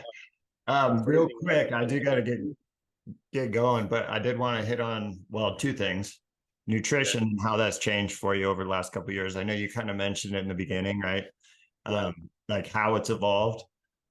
Yeah, for sure. Nutrition, I always like ate good, like, and my family did. Like, we stayed away from like, like mostly stayed away from like seed oils and like hydrogenated oils, like, and junk food. Like my dad and mom, they always bought like organic, and we always cook stuff that's like, it's good, good food. But it's just like eating the right foods at the right times too, and eating the right carbs at the right times, getting enough protein in, stuff like that, and eating more whole foods. Like I feel like now I prioritize whole foods a lot more, than before. But like, for example, like when I started racing, I started like looking into like nutrition more, especially last year. And I just like observed some of the pros, and I also asked some of the pros. I ended up asking like Graham Jarvis like what he eats and stuff, and like how he hydrates, because like I was kind of like, it was like at the end of the clinic, and I was like, like, what do you do for this and that, like, um and oh, sorry, someone just came back, but he's like, oh yeah, I just, I eat oats in the morning and pasta at night and stuff. And I'm like, okay. But he didn't really go in depth, but basically just like carbs, like, you have like your simple carbs before you ride, and then complex carbs the night before. So something like pasta, potatoes, rice, stuff like that. Um, and then me just like realizing too, like, you're not just using what you ate, like say you ate something right before a race, you're not necessarily like using that energy from what you just ate. It might be like stored energy from, the day before. So like you really like, for example, like at a race, I'll typically eat like loads of pasta like the night before, and like really carb up the night before, and every day too, like leading up to that, like hydration. Like I'm always having like electrolytes. Like it doesn't matter, like whatever you want to use. I use drip drop, and I use like a couple other like little things. But yeah, like Graham was telling me, he's like, yeah, like every single day regardless, I use like a liquid IV or something, or like a drip drop. He's like, I just do that regardless, but as I get closer to racing, I definitely like ramp it up. Like I'm like on it every single day. Like typically in the morning, I'll just like I'll hydrate with electrolytes. And then for racing, like on a race day or like the day before race, it's all the same. Like I'll have like a couple eggs, like so I can get some protein in, whether they're hard boiled or scrambled. And then I'll have like a cup of oats, with like a banana or like blueberries in it and like some honey and stuff. So I try to get like those some simple carbs in. And then like as I get closer to racing, I'll have like another banana. I'm just like carving up, but Yeah. it's like all simple carbs. So it'll be like fruit and stuff, and like, just stuff that'll like hit me quick. So that I can just have like quick energy for when I start the race. Mostly carving up, but from the morning throughout the day, I'm always like getting protein in between, and especially like after, like even like after a prologue, or like a qualifier or a main race, like I'm trying to get protein in like quick, you know, protein and carbs, but like I definitely prioritize the protein after more. I feel like it helps with recovery and stuff. And then yeah, like at night it'll just be like it has to be carbs. Like I'll do like pasta with like sometimes I'll do pasta with meat sauce because you know I can pretty much eat anything. I know like some people like if they had pasta with meat sauce, it might mess with their stomach or something for the next day. But like I can do that, so and it works for me pretty good. I can get the protein in and carbs, you know, load up on carbs the night before. But like I said, like before for like the 2021 Kingdom Motos, I was talking about how my nutrition wasn't like dialed. Like I would just kind of like I didn't really eat like anything before that race. Like I think I ate just like I don't even know. Like I just feel like I remember me not eating that much. And now I realize like how important it is to get as many calories in as you can. Like that's like super important and getting a lot of carbs in. Right. So now I'm like super like I have like a set nutrition schedule for every time I race. As far as like day to day, you know, I just eat what I want. Like in the morning, I'll just have like eggs and like some like avocado toast and like orange juice. And like lunch, I'll make like a smoothie with like a bunch of stuff in it. It'll be like a 800 or 900 calorie like smoothie with like protein and all that. And then yeah, just eat like sandwiches and whatever for dinner. It'll just be like whatever we're gonna have. Um, so day to day, it's like not as strict as like when I'm getting closer to racing. Right. And I have like just more variety, like more seasoning. Because like when I'm racing, I have like it's more plain. I would say like I don't want to like put too much in it. That's gonna like mess with me. Even though Right. my stomach doesn't really get too bad, but I just don't want to take any chances when I get closer to racing. I just go more plain, just like more like I just put like salt. That's pretty much it on stuff, and then drink a lot of water. So it's important to have that salt too, just like for hydration. Um, but yeah, it's just like getting those carbs in, and then also protein. I feel like people like overlook that. I feel like I've seen some people like just eat carbs. Like you definitely still have to get protein in like one way or another. So whether it's like a protein shake or like yogurt or like whatever, you know, like whatever it takes to get the Right. protein in, you definitely got to do that. But Yeah. I've definitely focused on just like getting more calories in and like fueling myself right before a race because that is like so crucial. Like Yeah. if I don't get the right fueling in like with food before a race, it changes everything. Like because that's like your energy, you know. And we exert so much energy and so many calories when we ride. Like you know we're anywhere like 3,000, 4,000 calories like on a ride, and it's like you have to like fuel your body right. Right. Yeah, nutrition is like super important, and like I said, I mean it's really just I really just prioritize like whole foods more, just like eating things whole and not and like minimally processed. That's like a big thing. So don't be eating like junk processed stuff. Right. That's not really going to help you very much. Not to call him out, but did you see it was James Flynn did a story post. It was him and Jack Wilford were shopping at like I don't know, Oh Kmart or yeah, something, and like James's little part of the cart's like beef and all yeah, it's like vegetables, all and whole Jack's is foods. like Oreos and freaking goldfish and stuff. It's a big difference. That was Like pretty funny. yeah, it makes a big difference. That stuff, that processed stuff, like it just makes you feel bad, and then you're just not going to get the same energy from it, and your body like it just you're not supposed to be able to process that stuff. I mean, it's so nasty, like all the food dyes and oils and like the processing is just insane on some of these foods where it's like why is there 50 ingredients in something that there should only be 4 ingredients in?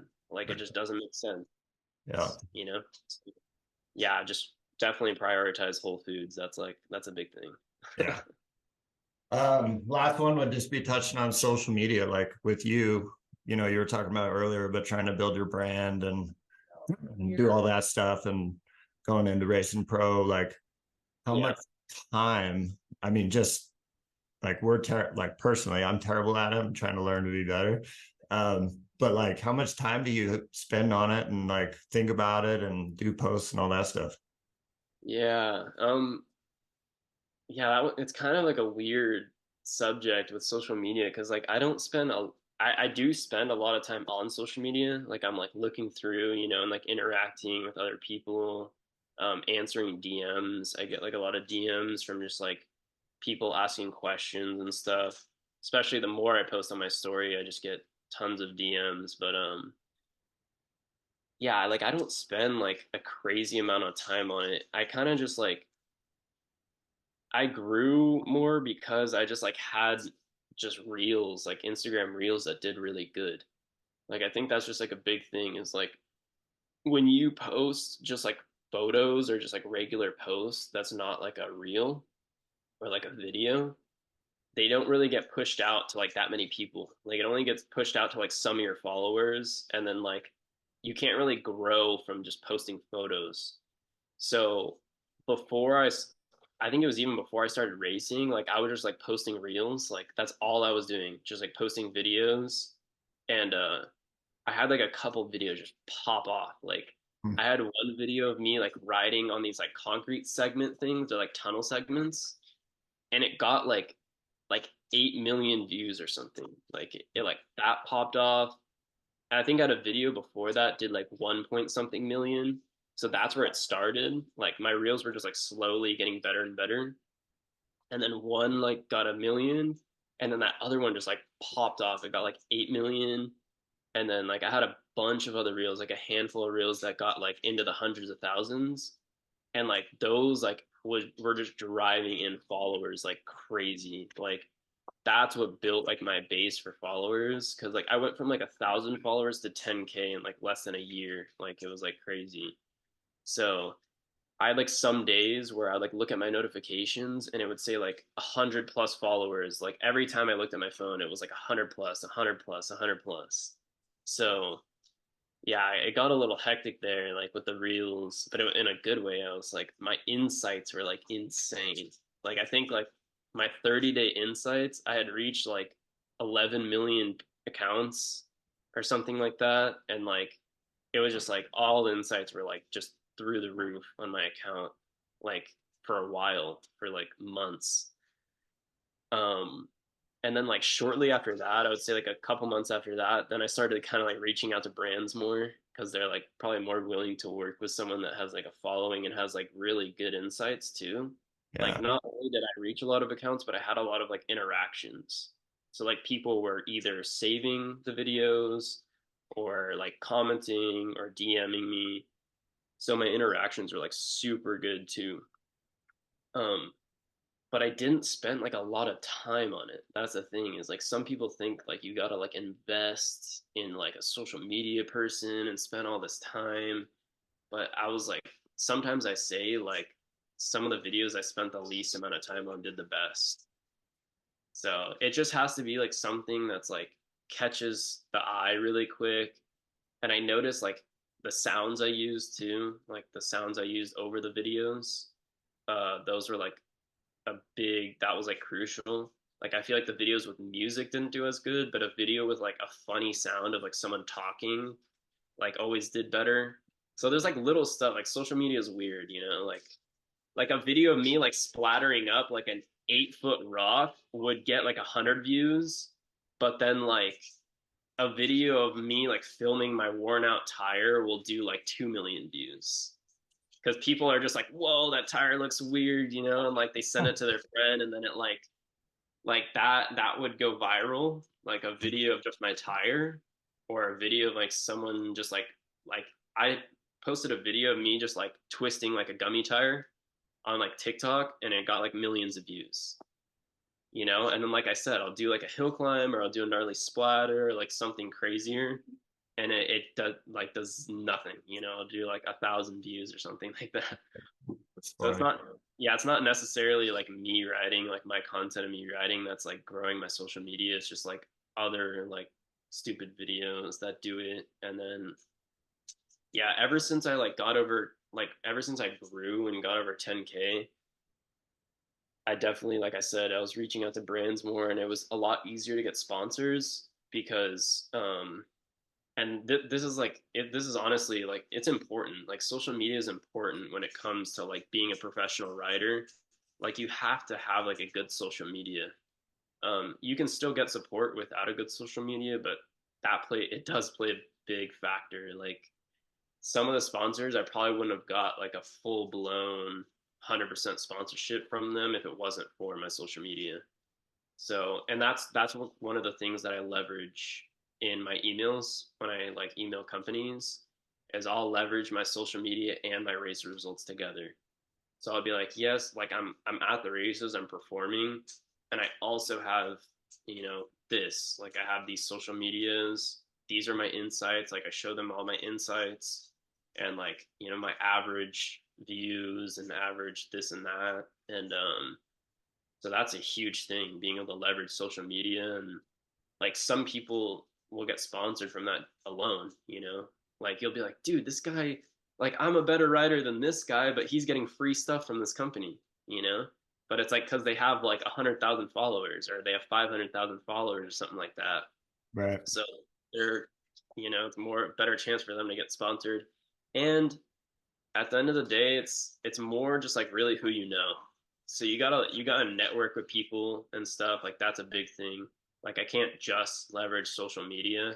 Like I also have to like meet people. So, like that's been a big thing. Like I've met a lot of people at the races and like I meet a lot of people free riding and that brings me way further than like social media or just like racing alone. You Right. really have to like talk to people.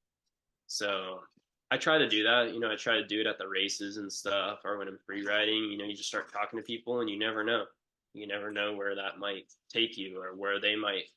Like I'm gonna have a new sponsor for 2024, which I could probably talk about. I mean, I'm gonna be with Climb instead of Fast House, Oh so no. I'm with Fast House, and Climb was like came about from networking. Like it didn't really like I didn't reach out to them, and they actually ended up reaching out to me. But the guy who's their California rep rode with me one time, and like I talked with him, and he really liked me as a person, and he was like, "Oh, like we need to hook this kid up." You know, so he reached out to me. He's like, "Hey man, I just got like the okay from like the owner to like give you a bunch of stuff." And I was like, "Oh, cool." And that was just because it was just a guy I knew. And then I don't know how, but by chance, I just happened to meet their social media manager in Idaho too. Her name is Mo, Yeah. and I met like my mom met her first, just like I don't know how, but they just happened to start talking. And she's like, "Oh yeah, my son's racing." And then she asked like, "Oh yeah, who is he? Like, how did he do?" And she's like, "Oh, he got second place in the A class at Silver Kings." And then all of a sudden she's like, "Oh, who is he?" And then I met her, and she's like, "We need to get you like all set up with Climb and stuff." So, like when you talk to people and meet them in person, and you can leave like a good impression on them, and they like you as a person, like I feel like that's even better than just having like a good social media or like Yeah. being good at everything. Is like just building a relationship. So yeah, all the emails that I've sent to companies too, like I send them, I will like find their social media marketer, or I'll find like whoever is important in that company. I'll find their email and I'll email them directly. Like I don't ever email like the info or the support emails. Like I'll Right. just like find like I'll just look up like whatever, I'll look up Climb social media marketer and I'll find their name and I'll look up their name and find their email. Like that's the way you got to do it. Then you reach out to them directly, you build a relationship, and then you might walk away with like a good sponsorship. Right. So that's a big thing. But social media, yeah, like I don't spend a whole lot of time trying to build it, at least now. Like I just kind of like post when I want to, and if I get like a brand deal or I get like a company that sends me something, I'll post for that, just to like make a post about them because that's usually a part of the deal. But yeah, I kind of just like post when I want to now. Like I want to grow it for sure. Like my goal for the next year is to try to at least like double my following because like it's really important. It really is. Like, and if I Um, want to be like a top guy and I want to be on, a factory team or get sponsored by Red Bull, like they want to see, someone with like a solid social media, and a good following. right. So, but like I said, like for advice for people to like grow, yeah, you have to post videos and stuff, and you got to figure out like what works, for you. Like I've figured out that like stupid worn out tire videos work, and like videos with like funny sounds of someone talking over it works. So like I feel like no matter what, if I post those, which that's not stuff that I want to post. Like I hate posting that stuff. Like I'd rather just post me doing a hill climb with like a cool song like in the background, like something like rock or something like that. But like that doesn't do good, you know. Yeah. I still post those things, I post just clips of me riding, but and I know they're not going to do good. I post them knowing that I'm like, no, this is not going to be like a viral video, but I just want to post this. So that's what I do. I just like post when I want now, and Nice. I'm not actively working too hard on growing it, but if I was, I would be posting every single day, like on my feed. I would post a reel like every day. That's what I would do. If I was trying to grow and I didn't have followers, I would just be trying to post videos every single day. And it's just a matter of getting that content though. Like getting the content's hard, especially dirt biking, because like I have to drive at least an hour and a half to go ride. Like that's like my closest good spot to train on my enduro bike, and then I have to have like someone there to film me, and like do it cool, like do it the right way. So it all has to like line up, and it's hard sometimes to get the content for for hard enduro. So that's why I don't post every day. If I could get content all the time, I would post every single day because that's the best way to grow for sure. Is just like Right. post reels as much as you can, and then like experiment with other things too. Like you can post it to your feed, but you can also not post it to your feed. Like you can just like click. There's like a little thing that you can click that says share to feed, and you can turn that off, and then it'll like only send it to people that are non-followers. But if you share it to your feed, it shares it to your followers first, which they might not be as interactive at first because they're so used to seeing your content. So sometimes it's good to push it out to like non-followers first, and they're like new, and they'll be like, "Oh, what's this?" So yeah, like you can experiment with like little things here and there like that. Um, but yeah, it's just like yeah, I would post every day if I could. That's the best way to grow for sure. We good advice on social media. I think like as far as especially for up and comers, like it is a massive part of trying to build your own brand. And if you're trying to make a career of riding and racing, like it's important. Yeah. And yeah, for you guys, like you have your company, it's like every Yeah. business they want to have like you want to have a good following, and like you want more exposure. That's really what it is. Like you want more exposure for your business because then you'll get more clients, you'll get more, plans sold and stuff like that. And so yeah, it's important for you guys too. Yeah. And it's important for anyone that's like listening. Like if you want to be like a racer or if you want to, be a business owner or anything like that, like social media is like being able to leverage that and get the exposure. You can get so much more exposure through social media through instead of like whatever, like going to the races. Like you might connect with like five people at the races through just like networking, like talking, but I can reach a million people on social media, you Right. know? So it's like, it's crazy. It's like people all around the world. So that's just, it's something that's crazy to me, like how many people that you can reach through that. So yeah, it's definitely important if you want to be like recognized or like you want to be, in the scene, or it just really doesn't matter what it is. Like I said, if you want to be a business owner or whatever, it's like social media is you gotta figure it out. Yeah. You gotta figure it out, and you want to try to like get as much exposure as you can through there. So yeah, it's Yeah. definitely Nice. On that note, where can people get a hold of you? What do you got coming? You got any more clinics coming up? as of right now, as far as clinics, I want to start doing them more consistently. It's a little bit hard when you're like in the same place. Like if I keep doing them at Job One Canyon, it's like I'm only going to get so many people at this Right. point. So it's like it's easier when you're traveling around. Like if I do a clinic like a day before the race, then I get new people each time. So it's kind of like more exciting and I can get more people to sign up. So for now, I don't really have any clinics planned, but my goal is to be able to at least do like one or two a month. So that's where I'm like kind of heading. But yeah, no more clinics planned.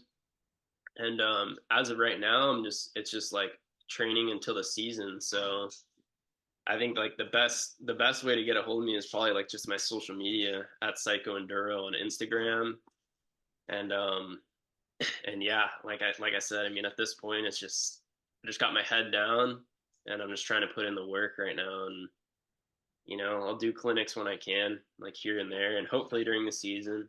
Like I said, just like before the races, that's ideal for sure. Um, but yeah, it's definitely hard. Like when you're in the same area, just staying in SoCal, it's hard to get people to sign up. But they've all been good so far. I've had like on average, I've had about 10 people at each one. Nice.